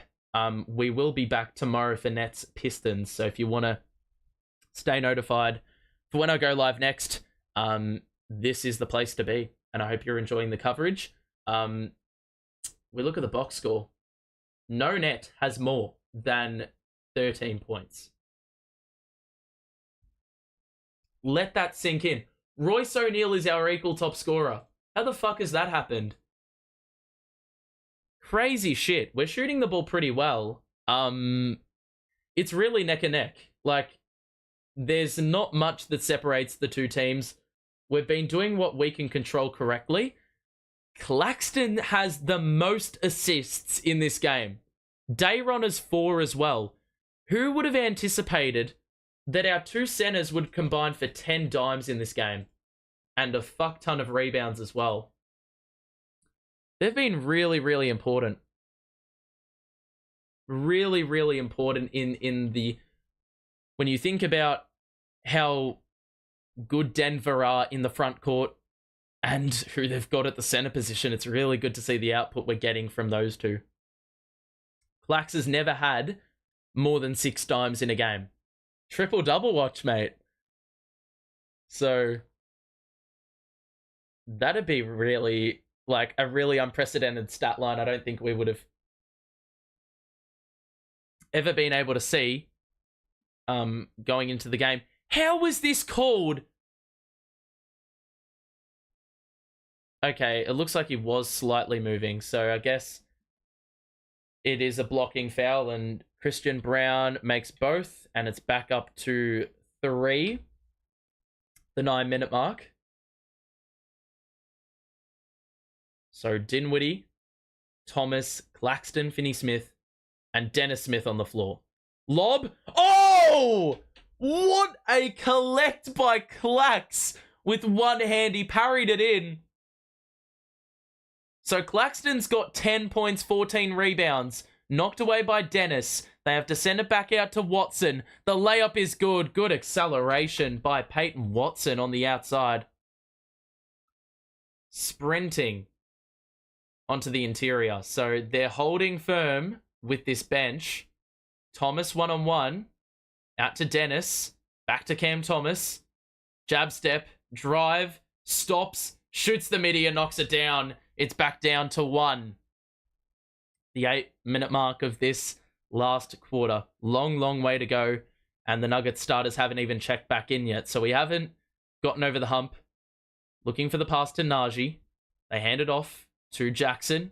Guarded by Dennis. Switch. Bounce pass. Najee needs help.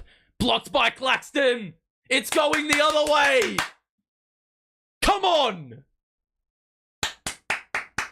Let's go. That is so well done by Clax. Another block to the name. And he's had a superb response game, man. He has been absolutely superb today. Absolutely superb. Get him off the trade block. Cam Thomas, one-on-one with Najee. Step back 3. Oh my God. Where was the foul? There is the foul. And we've got 3 shots for Cam Thomas. It's Najee on the closeout. I think he met him on the lower arm. Or potentially the closeout. One or the other. Yeah, it was the closeout. 100%. And he nearly knocked it down as well. Created an insane amount of separation.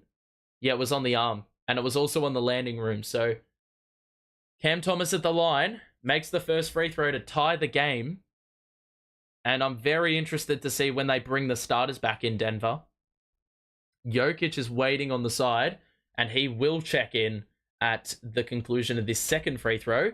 And here we go. This is the interesting decision by Jacques Vaughn. Dayron Sharp has entered the game at the 7:32 mark of the fourth. He's not exiting. He's re-entering at the same time as Nikola Jokic. So is this... Oh, well, he's standing on the side, so he's not back in yet. Oh, no. Wait, no, he is in. He is in. So we're giving Dayron the responsibility of guarding Jokic down the stretch. Murray is back in, though. Screen set by Jokic. Step back 3. Oh, my God. He is cracked, Murray. Fuck off. Did nothing the first half.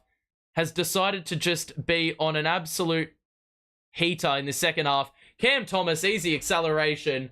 And we're back up by 1. And Jokic was on skates there, bro. Cam Thomas up to 19. The number one in this game for scoring for the Nets. Quite clearly, it's Jamal Murray for the Nuggets. He drives back out to Jokic. Thought about the three. Thought about the pass. He's going to hand it off to Murray. Nope, he's going to shoot it himself. And it rims out. Good gang rebounding effort by the Nets. Dennis, Finney-Smith. No, he's not going to shoot it. It was a good closeout by Porter. And now Smith on the wing. Back out to Cam Thomas. High screen by Dayron. Another three. Oh, come on, mate. Rims out. You cannot make this shit up. Jamal Murray's willing to score every three-pointer he takes, but those ones can't rattle down for us. Of course not.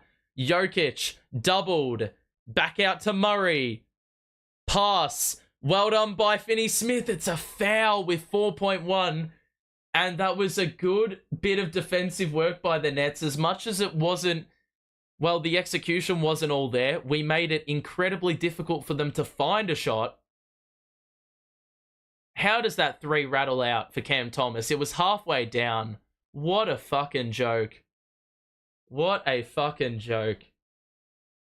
And now it gets really interesting. When do you bring... Well, interestingly, Cam Johnson hasn't checked back in. Oh, no. From the inbounds, we nearly gave Murray a regulation practice shoot-around three-pointer. Dennis, Bridges. Dennis, oh my God, he put one up. Why would you shoot that? Why, of all the players on the court, would you get Dennis Smith Jr. to shoot a three? To the corner for Porter Jr. Takes on Finney-Smith. Back out to Jokic. 10 to shoot. The switch. Backs down Finney-Smith. Shoots over the top. Gets the bounce. And it's a 1-point lead the way of Denver. The 5 on the floor is nearly what I predicted earlier in the game, and I didn't think it was going to happen. Spencer, Mikal, Dennis Smith, Dayron, Finney-Smith. There's no Cam Thomas, though. Don't like that. Bridges. We have a roller. It's Dayron. Gets it a go! Come on! +1! Dayron! What a find by Mikal as well. Jokic had committed too much. And KCP tried to drag Dayron down, but he got just enough lift to get it up and in. Dayron's been superb today. Superb. I don't even know. I don't even think I can say it enough. 13 and 10 today. Claxton's at 10 and 14 and 6 dimes and like 4 blocks. It's been an insane game. Dayron misses. That's got to be Nets ball. Michael Porter Jr. awfully relaxed on the glass there, and Cam Johnson was able to knock it off Porter and get another possession for the Nets. Okay, so 5 minutes to play. Dayron and Doe to the bench. I don't know if this is going to be a good or a bad move. I feel like it'll backfire. But I'm happy to be proven wrong. Dinwiddie to Johnson on the wing. We got 7 to shoot, and we have not even attacked the paint yet. Johnson drives. Layup. And 1!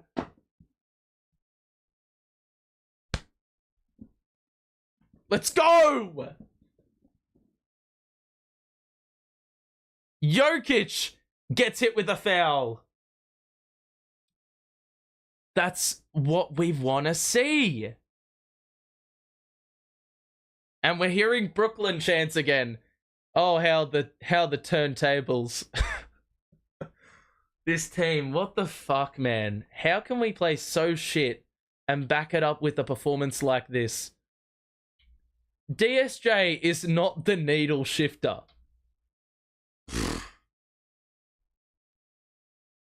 Alright. Under 5 minutes to play, up 4. We've done well to fight back after trailing for some time. Jokic! It's really going to come down to the wire, isn't it?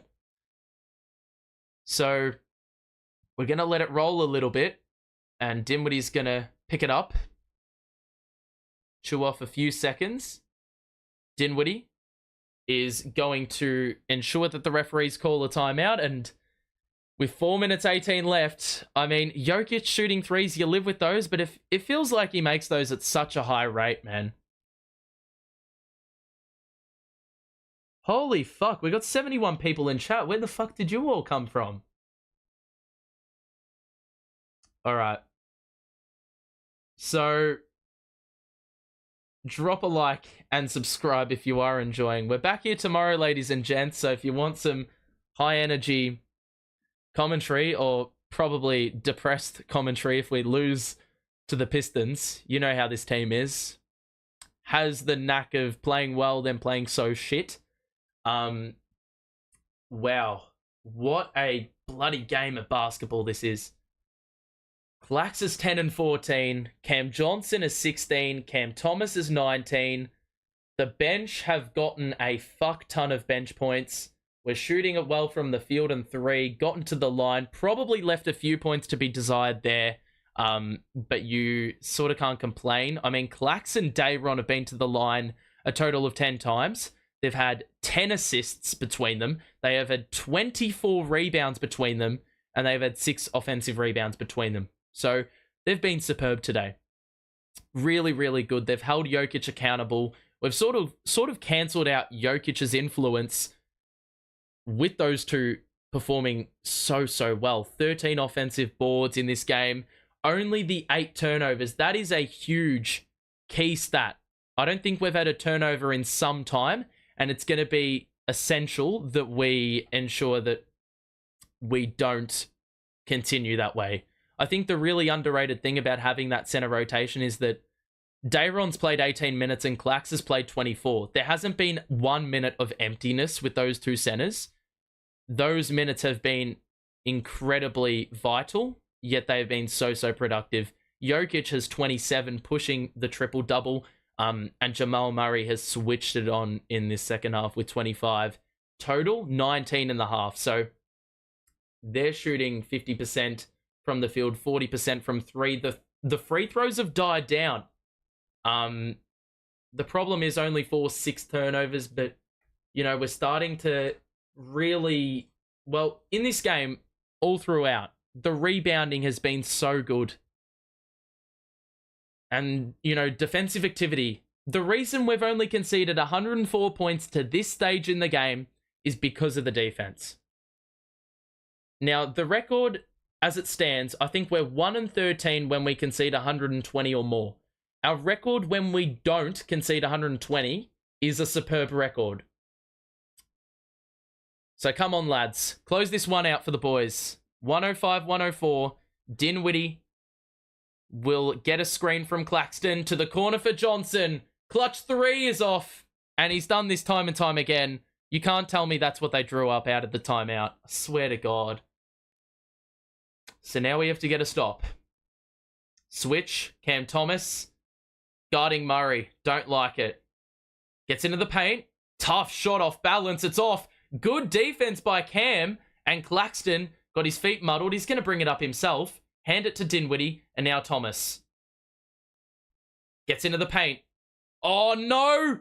Nearly got hit with a double dribble because he jumped and nearly landed. Oh, my God, Spencer, you idiot. Going for a lob to someone who's 9 feet tall. The problem is that man doesn't exist. 3 minutes to play. Gordon picked up by Dinwiddie. He faces him up.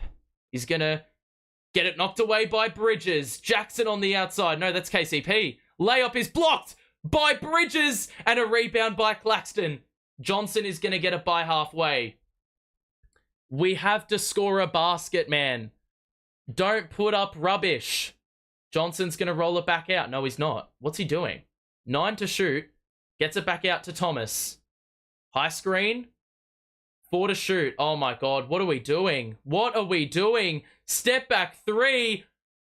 You gotta be kidding me, bro. What is that shit? Mate, what is that garbage? Mate, that is a terrible sequence. Murray puts the head down. Good pass. Jokic scores for 2. And that is the difference. We didn't do shit for 24 seconds. Like, we've slowed the tempo down. This isn't us. We're not a half-court team. Cam Thomas got to pass the ball. Bridges, picked up by KCP. He's going to face up. Bounce pass to Thomas. Drive, he lost the ball. Oh my god. It is actually laughable how fucking rubbish. How fucking rubbish our sequences are down the stretch. What the fuck was that?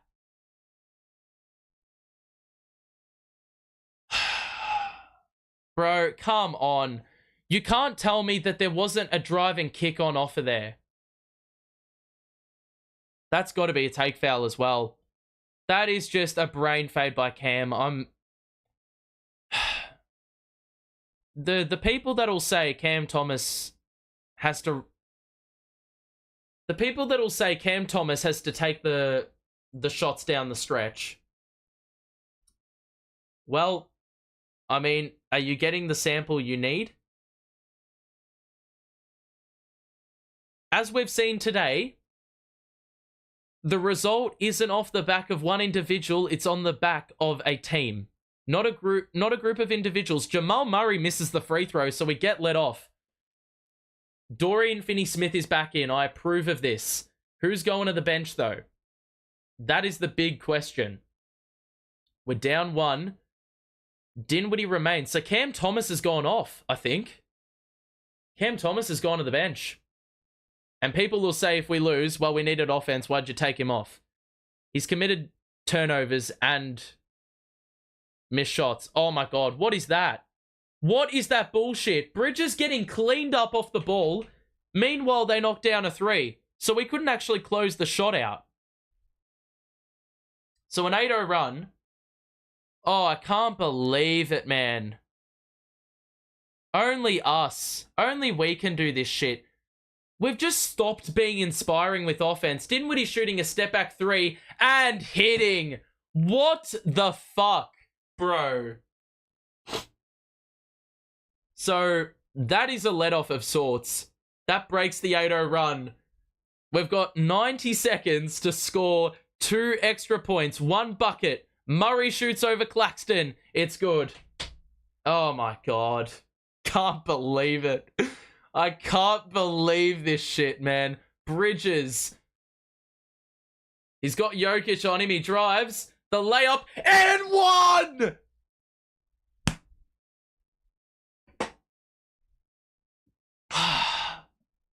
Oh my god. This is only part 1 of the solution.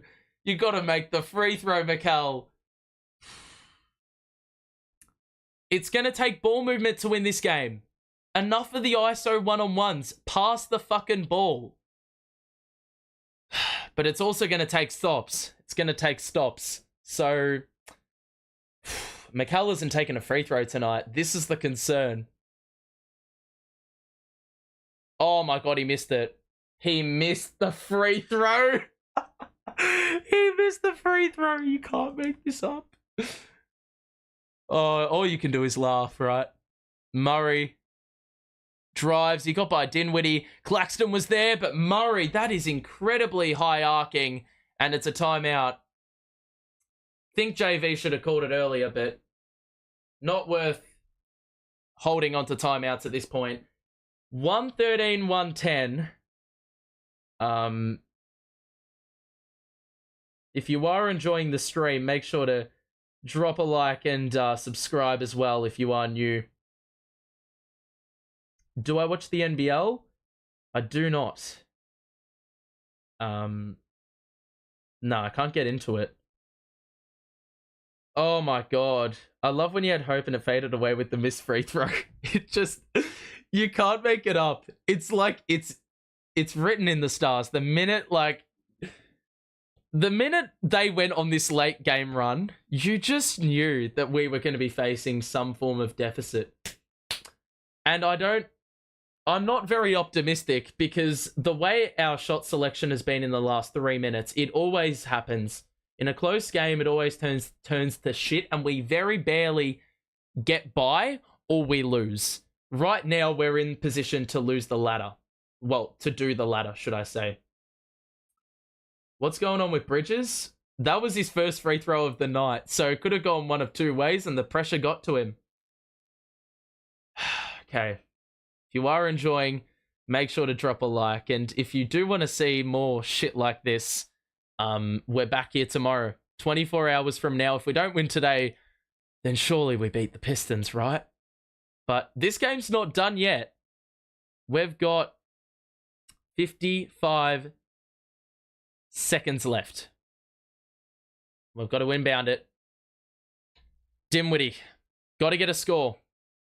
3 or 2. Don't matter. Just fucking score the ball. And then back us in to get a stop. Bridges gets to his spot. Oh my god. That is just trash. What was that shot, bro? You might as well have Cam Thomas shooting that. He's in the game as well. We're not even playing... Oh my god, we're not even playing a center on the floor. That is too easy. You're kidding me. He fouled him! Bro, that is pathetic. You just allowed a wide open dunk and fouled him on the way up. I can't believe that. What is this, bro? You gotta be kidding me on that closeout, man. And this is what happens when you don't score and you have 4 players or 5 players out there who aren't taller than 6'9". The fuck are you gonna do about it, mate? Oh, shit. That is just pathetic. I don't know what you put this down to. I reckon you put it down to the rotations being fucked down the end, down the stretch. And you also put it down to the players for not, oh, well, he's missed the free throw, so are we still in it? We've got to score quickly. We've got 1 timeout remaining. Thomas shoots a 3. Foul! Yes! Yes! Yes! He scored and he got fouled on the 3. I can't believe it.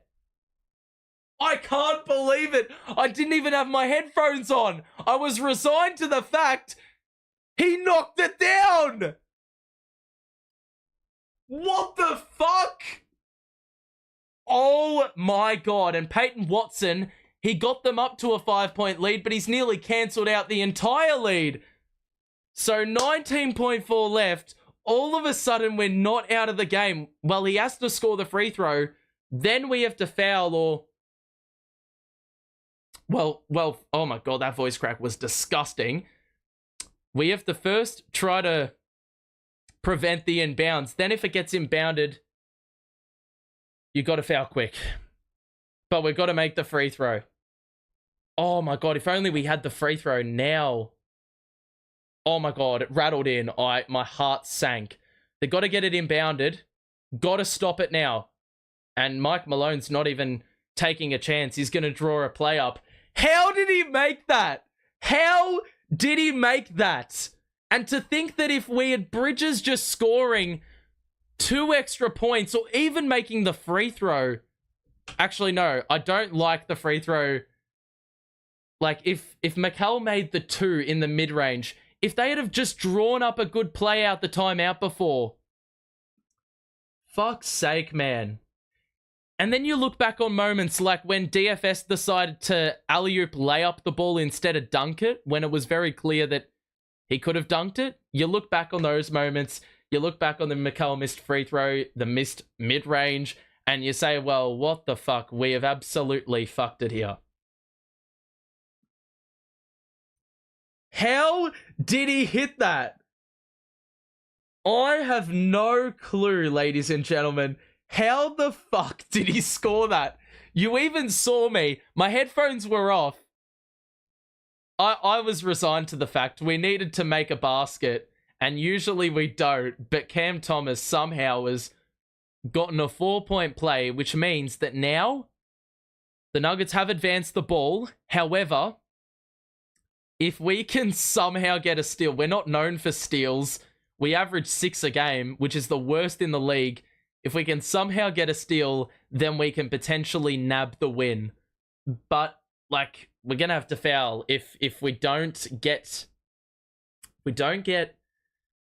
the deflection / steal, then we have to stop them from running down the clock too much. We've got Finney-Smith, Dinwiddie, Claxton, Bridges, Smith. Gotta deny it. Gotta deny it. Gotta deny it. Gotta deny it. Gotta deny it. Oh, shit. It's going to be Jamal Murray, who is fouled.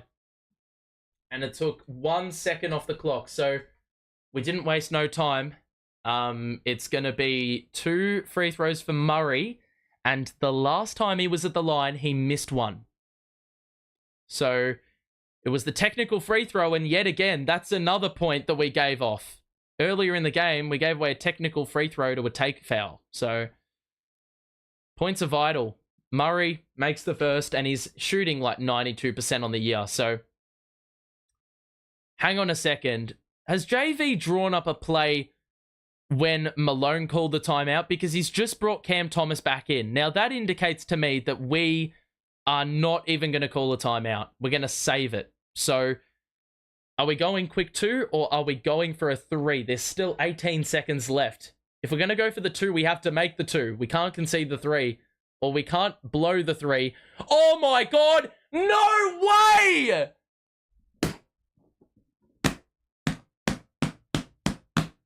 Oh my God. How? That is so lucky. He missed the second free throw. It hit back iron. And unfortunately, we were too busy boxing out to stop Jokic and Gordon, that Jamal Murray was, like, he was there to get his own miss. And now that changes the entire complexity of the game. That is so lucky. So fucking lucky. That is an incredibly tough break. And he makes it. So now it's a 2-possession game. What a fucking joke. So lucky. Thomas, gonna shoot a 3, and it's off. Do we get the board? Bridges missed the layup. And it's a loose ball foul. What? So there's a foul, and it's gonna be 2 shots, I believe, for Bridges.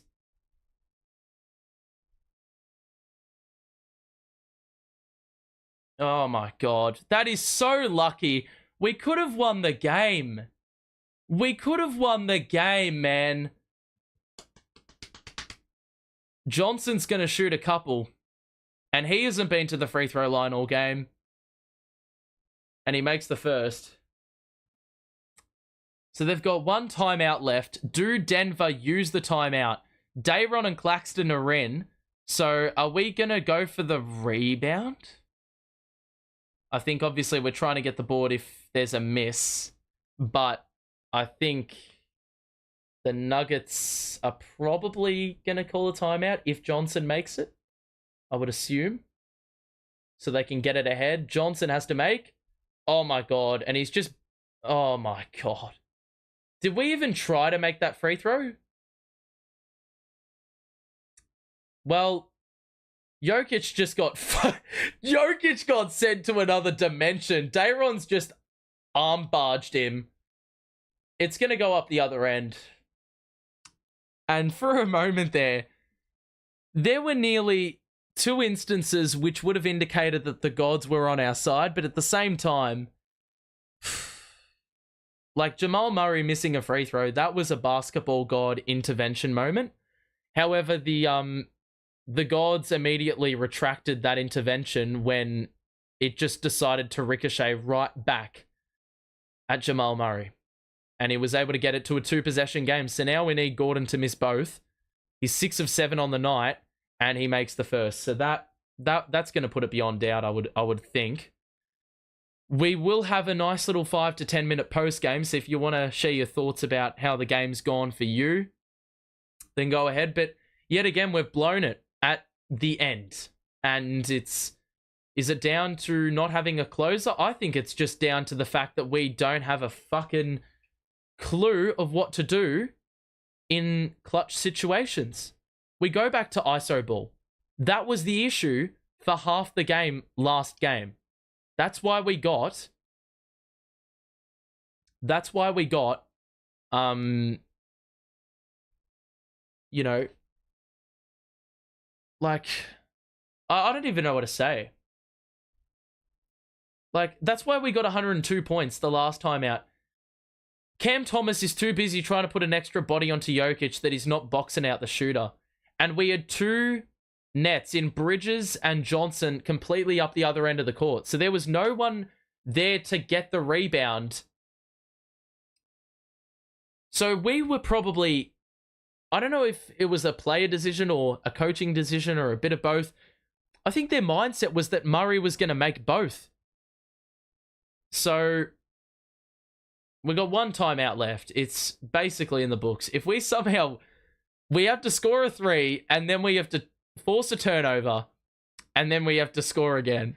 It's just like in 4.3 seconds, it's not going to happen, right? But I tell you what, it was a valiant effort. Can't be asked, man. So stiff, because we played really well today, actually. Oh, for fuck's sake, we're going to have to actually break the losing streak against Detroit. It's O'Neal inbounding to Johnson, Mikal, Thomas or Finney-Smith. We lob it up to Finney-Smith and he scores with 3.3, but unfortunately, it's going to be Denver who got the ball in pretty quickly. There's still time left, but granted, it would take an absolute miracle now. It's got to be two misses from Jokic and a half-court heave to tie the game and send it to overtime. It's just prolonging our suffering at this point, isn't it? I'll have a look at the chat and see what you lot are saying. Oh.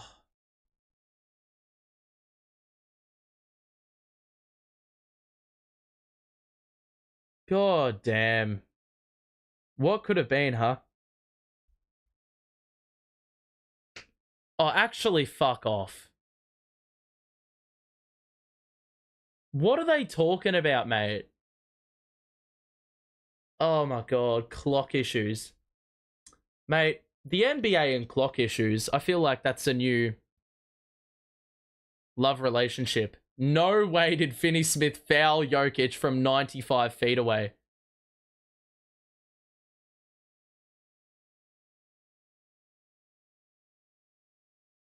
First is good, so that'll do it. And funnily enough, the totals exceeded 120.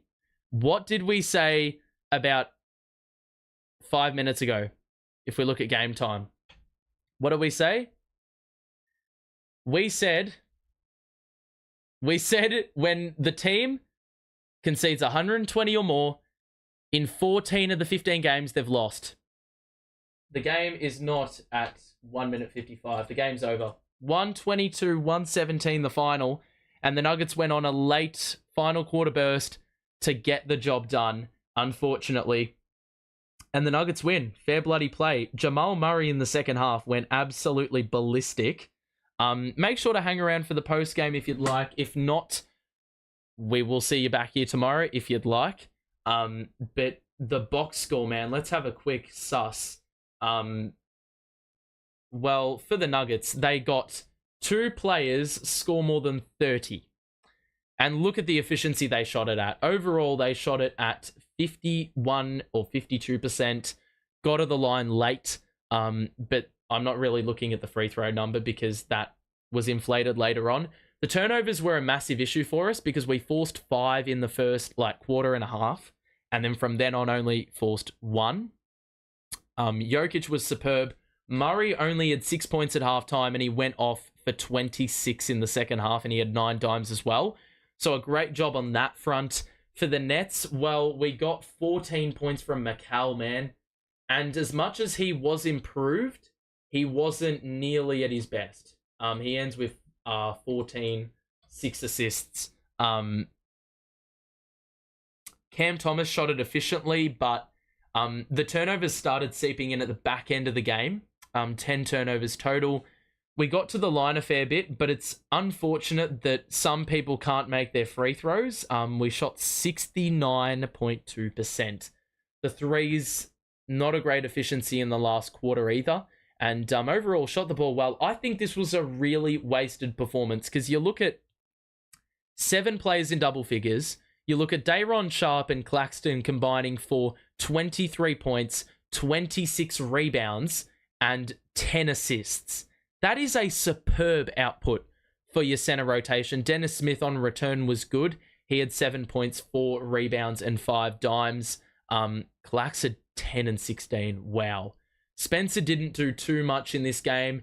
Even though he played 32 minutes, I think he should have played far less, and we should have seen more from maybe Dennis. Cam Johnson had 17, but he did miss a big shot late. And Mikal, yeah, 1 free throw. That free throw will go down in the books as potentially one that cost us, because Jamal Murray also missed a free throw. However, his was rebounded. Unfortunately, we had committed our numbers to the other side of the court, that we had no one to box out Jamal Murray. So I don't know if that's a JV blunder or what. I don't know if that was a discussion in the huddle, but yeah, that's got to be questioned, because we could have actually won the game. We could have stolen it. So overall, it was good to see like a number of players get back into form. Finney Smith played well. I think he may not start now because the starters had a pretty good game, but Finney Smith may need to start next game. Detroit have a lot of size about him. Rebounds, we out-rebounded them. I think in the previous game we played against them, it was a little bit of a different story, but we had 14 offensive boards in comparison to their 8. I think that really screams volumes about how we played today. I think we were actually really good defensively. It's just we cannot force turnovers for our life. We don't get in the passing lanes. It was good to see us run and gun in the first and second quarters because of the turnovers, but the fast break points dried up once we hit, the second half. And obviously, down the stretch, we went back into ISO ball, and every time we play ISO ball and we run the clock down, it actually results in things being worse off for us. So, yeah, but a good team performance. We trended in the right direction towards a win. Potentially should have won. We were in a position to win. We had 32 dimes. We had 14 offensive rebounds, 7 players in double figures. We had everyone have an assist. And top assist players for this team, Claxton and Bridges. So I guess that is that's something you can look at from a positive perspective. But the negative is we played a really good game and did not come away with the chocolates, which is it's a stab in the guts, I will say. What are your thoughts in the chat? Let's have a look. Referees are doing too much. Some were. Some calls were. I wish we had the Maverick. Spencer Bray was dropping 25 and 11 every game and sometimes 30 points on a good day. I don't mind Spencer having only 6 points if everyone else is going to get involved. We played a team game today. That's how you're going to win games of basketball. I guarantee you, if we play the way we did today, tomorrow, then we will win. We will win. Because the Pistons do not have a Jokic or a Murray that can heat up the way they did. Murray was more like a burst. Jokic was over the course of a game. 5-game losing streak is crazy. I mean, when you factor in it was a West Coast road trip, there were a couple bad losses in there. There were a couple games we were in it. This game, I'm not actually too mad about. I'm obviously a little bit pissed off we didn't close the game out, but I think we needed to see something because, the Knicks game was devoid of anything. Confidence wasn't there. The shooting wasn't there. We looked disinterested, and that is a red flag for a team that at the start of the season was so positive. But in this game, we looked a lot better. We looked much more switched on. We looked more cohesive until the final 5 minutes, where it all turned to shit. And I think that's going to be the next step. Not falling into the habit of playing ISO. We don't have someone we can fall on to hit the big shots. And Cam Thomas can hit the big shots, but he can hit the big shots if we've got a good system about us. I'm not really backing him in, even though he can hit the shots, to hit contested 2-pointers over a Nuggets defense. Bridges found out the hard way the exact same thing. He missed a couple mid-ranges, missed a free throw. Like, those things come back to bite you. Great call again. Yeah, those leaving now, we will see you tomorrow, hopefully. I think we had a good game, but it's ridiculous how Mikal can't make a free throw. It's so stressful. Well, he only had one. So it was a 50-50. It was always gonna be. So yeah, it's a bit of a pain in the ass that he didn't make it, given what could have happened up the other end as well. I look back on things like the take fouls that we conceded. I look back on the Dorian Finney-Smith missed layup, which was uncontested. He tried an alley-oop layup over a dunk when he had the ball in two hands, so he should have just thrown it down. That sort of shit changes the complexity of the game because you're going into the final possession leading, not trailing by one. And it completely changes the way things pan out. So, yeah. We better win tomorrow or this team is officially trash. I mean, yeah, we're not going to be trash because I will back us in to win another game. But that being said, we will be the laughingstock of the NBA. We will be seen as that team that broke the Pistons' losing streak right as they were about to break the record for, well, the most losses. I'm interested to see what people are saying on Twitter. Dinwiddie missed a lob. That's another thing.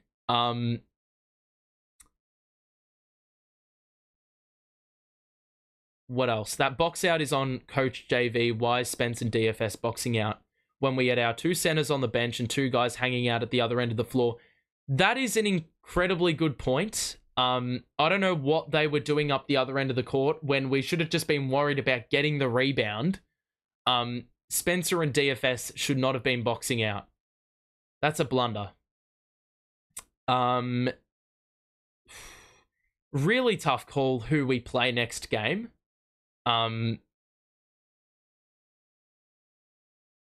Yeah, it's an interesting sort of dynamic what we've got going here. In this game, it was...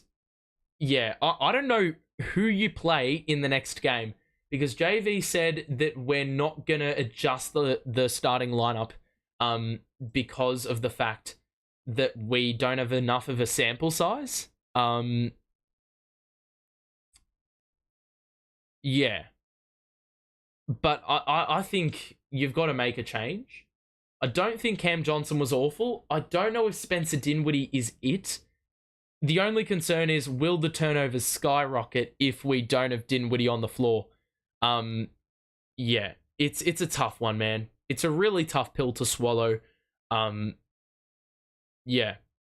That's crazy though. He had the small ball lineup in to get the rebound if Jamal Murray missed. I can't believe he's done that.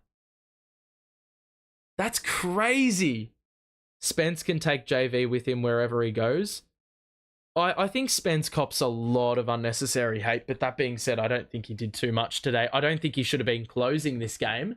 But yeah, opinions are warranted. Not making free throws is a good way to lose. I would say it's probably the worst way to lose, if anything. Dinwiddie is needed with this roster. I 100% agree.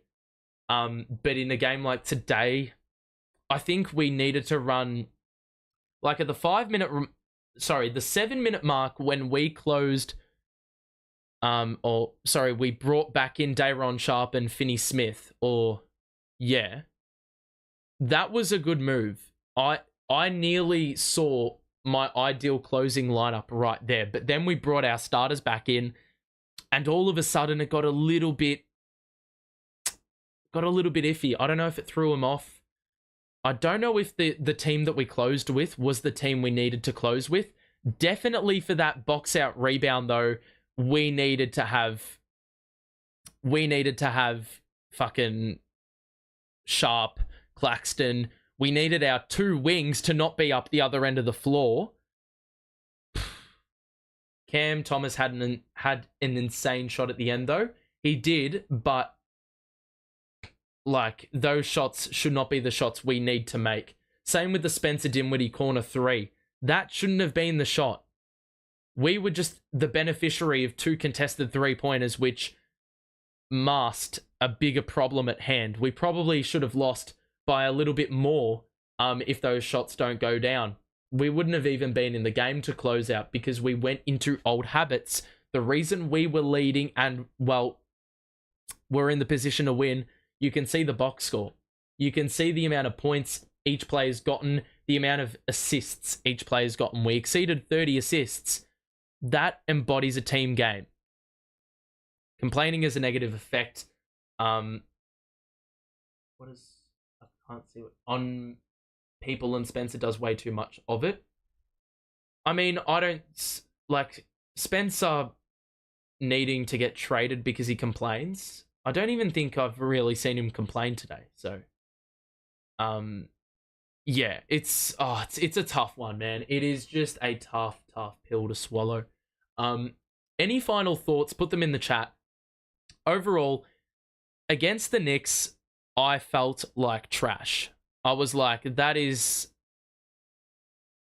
like, you cannot lose like that. We were getting mocked. We were being made a mockery out of when Emmanuel quickly hit that off-balance 3-pointer and basically waved us goodbye. It hurts more that it was against New York, but, you know, it's good to see, like, at the end of this game, at the conclusion of this game, I feel a lot better if that is what we're going to produce on a nightly basis. I'm not expecting Clax and Dayron to combine for a triple-double, but what I am saying is we need to bring that effort, work rate, intensity all night long. You could see the effort was there, and that's what we had seen a lot earlier in the season. It's just this real patch of games where it seemed like we could not do anything right. And Mikal Bridges was weighing us down. And do I think he's fully back to his best? No, because he got 14 points today, which is pretty mid. Can somebody tell me how many points Mikal got in the first quarter? He got 4 in the first. At least this was an improved effort. I think as far as like moral victories go, I think this is a moral victory sort of game where you say we probably have gotten back to the level we need to. The importance now is that we replicate this tomorrow. Yeah, and against the champions. We would have gone into this game thinking, well, it's the first night of a back-to-back, so that's something, but I don't back us in to win it. And we were with them every step of the way. So, yeah. But look, I actually back us in. I back us in. Yeah, JV's got to fix it up, though. He's got to stop saying, well, I started with whatever the starting 5 was, so that means I have to close the game with the same starting 5. That's not what it is. DSJ should have been playing because Jamal Murray was hitting big shots. DFS should have been playing because he had a good, efficient shooting performance and defensively was a part of the group that got us back in front twice. And then Dayron Sharp probably also should have closed because he was holding Jokic accountable. They were fouling him under the basket. So, and the even more stupid thing about that box out is I'm pretty sure we had a timeout. Why he felt the need to bring Cam Thomas in and think he had to do it all in one sequence, I have no idea. He could have called a timeout. You got to keep things simple sometimes. Denver, you know, they kept things simple. I don't think JV knows how to keep things simple. And I think this roster also screams complicated because you got so many good players, you don't know where all the minutes go. Oh.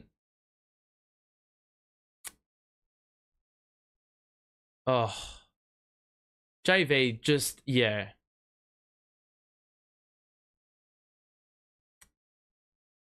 All right. I think that may do it for me. This is definitely a moral victory after what we saw. Yes. Yes. The high screen and rolls could be a lot more fluid. They look really out of sync a lot of the time. They do. They do. At times they do. And look, I actually don't think Spencer Dinwiddie had missed a lob in about 10 games. But like the one time he does miss it, it's like at one of the most important stages of the game where you can't afford a turnover. That box out is his fault. Yeah, no, it is, because they should not have wings up the other end of the court, and they should have their centers in. Why he had a small ball lineup in, why he thought he needed to do it all in one hit. You had a timeout, use the timeout. The timeout is not, you can't accumulate timeouts over time. Like, it's not like you can accumulate, your sick leave. You can't accumulate your fucking timeouts. You can't just bring them over to the next game. Like, bro, it's that simple. Just use the timeout when you need to use it. Don't overcomplicate things. Stop thinking ahead. I think that's the problem. That is ultimately when you dumb it down, we should have stopped worrying about what was going to happen next, even though you have to think about, in those situations, you have to think tactically and strategically. You have to think about the first part of the process. You can't skip to step 2. It's like making a cake. You can't fucking grab all the ingredients, do nothing with them, and make the cake. You can't just make the icing. You gotta have the actual ingredients. That's in essence the problem. We were worrying about something that hadn't happened yet. We weren't dealing with the business we had to deal with prior. And I'm very interested because JV is doing a presser right now. I'm going to look back at the press conference after this stream is over and be very interested to hear what he will say, because I'm hoping a journalist actually holds him to account, because that is, like, I'm very interested to see what the fuck he was thinking by having a 5-out lineup when all we needed was a rebound and they had Jokic on the floor. Worst comes to worst, spill a soda on the court like Jason Kidd. That's one way to work it out, right? Why Royce wasn't playing more late in the fourth? I don't think that was the issue. This season is tough because we keep on losing these close games. That's what it's going to be, I think. I think we're going to be on the receiving end of a lot of losses close because we keep doing the same shit and not realizing that what we're doing doesn't work. Like, isolation possessions, as much as it suits the late game situation of running down the clock, we don't have the players. We don't have the personnel to do it. We have to keep the ball movement going. And I think it didn't help we weren't getting stops late in the game. And that's where players like Dennis Smith would have helped. Jamal Murray would have, found things a lot more difficult. I don't think they can accumulate the sick leave over in the States. It's irrelevant. You get the gist of what I'm trying to say. That is going to do it, though. We've still got a few people in chat, so thank you. Thanks for these live streams, so dope. I'm happy you enjoyed them, and I think this was our biggest turnout of the year for a game, which is interesting because I don't know why that is. And I'll continue to not understand it. I bet you if Nick Nurse was the coach, the Nets would win this game and have a way better record. We can't say what could have happened because it's not the case. And we've got to quit worrying about if we had Ime Udoka, if we signed this player in the offseason. We've got what we've got, and we've got the coach that we've got. So we have to run with what we've got for the moment. We can cry about what could have been if we made a different decision, but the decision's been made. So there's not much else we can really do about that. I'm going to wrap it up here, though. I'll put the final score up. Not that it's really going to matter. They scored 34 points to close the game out. We ended with 31 in the last quarter. That's going to do it, everyone. Thank you for tuning in for another stream. We'll be back here tomorrow, hopefully to do it all over again and actually win a game of basketball. It is against Detroit, so if we win, they will lose the equal most games in NBA history in a row, 26, and then we play them again. to hopefully clinch the, well, NBA history record, which will be 27. So thank you everyone for tuning in. Thanks for sticking around and being here every step of the way. Make sure to show your support on the way out and subscribe if you are new. So you are, you're here for the shenanigans, win, lose, or draw. You can't draw. You get it, though. If we lose to the Pistons, we are going to be laughed at. Yep, I'm really excited to be the laughing stock of the NBA. We'll find out tomorrow. We'll see you then. Have a good one. Bye for now.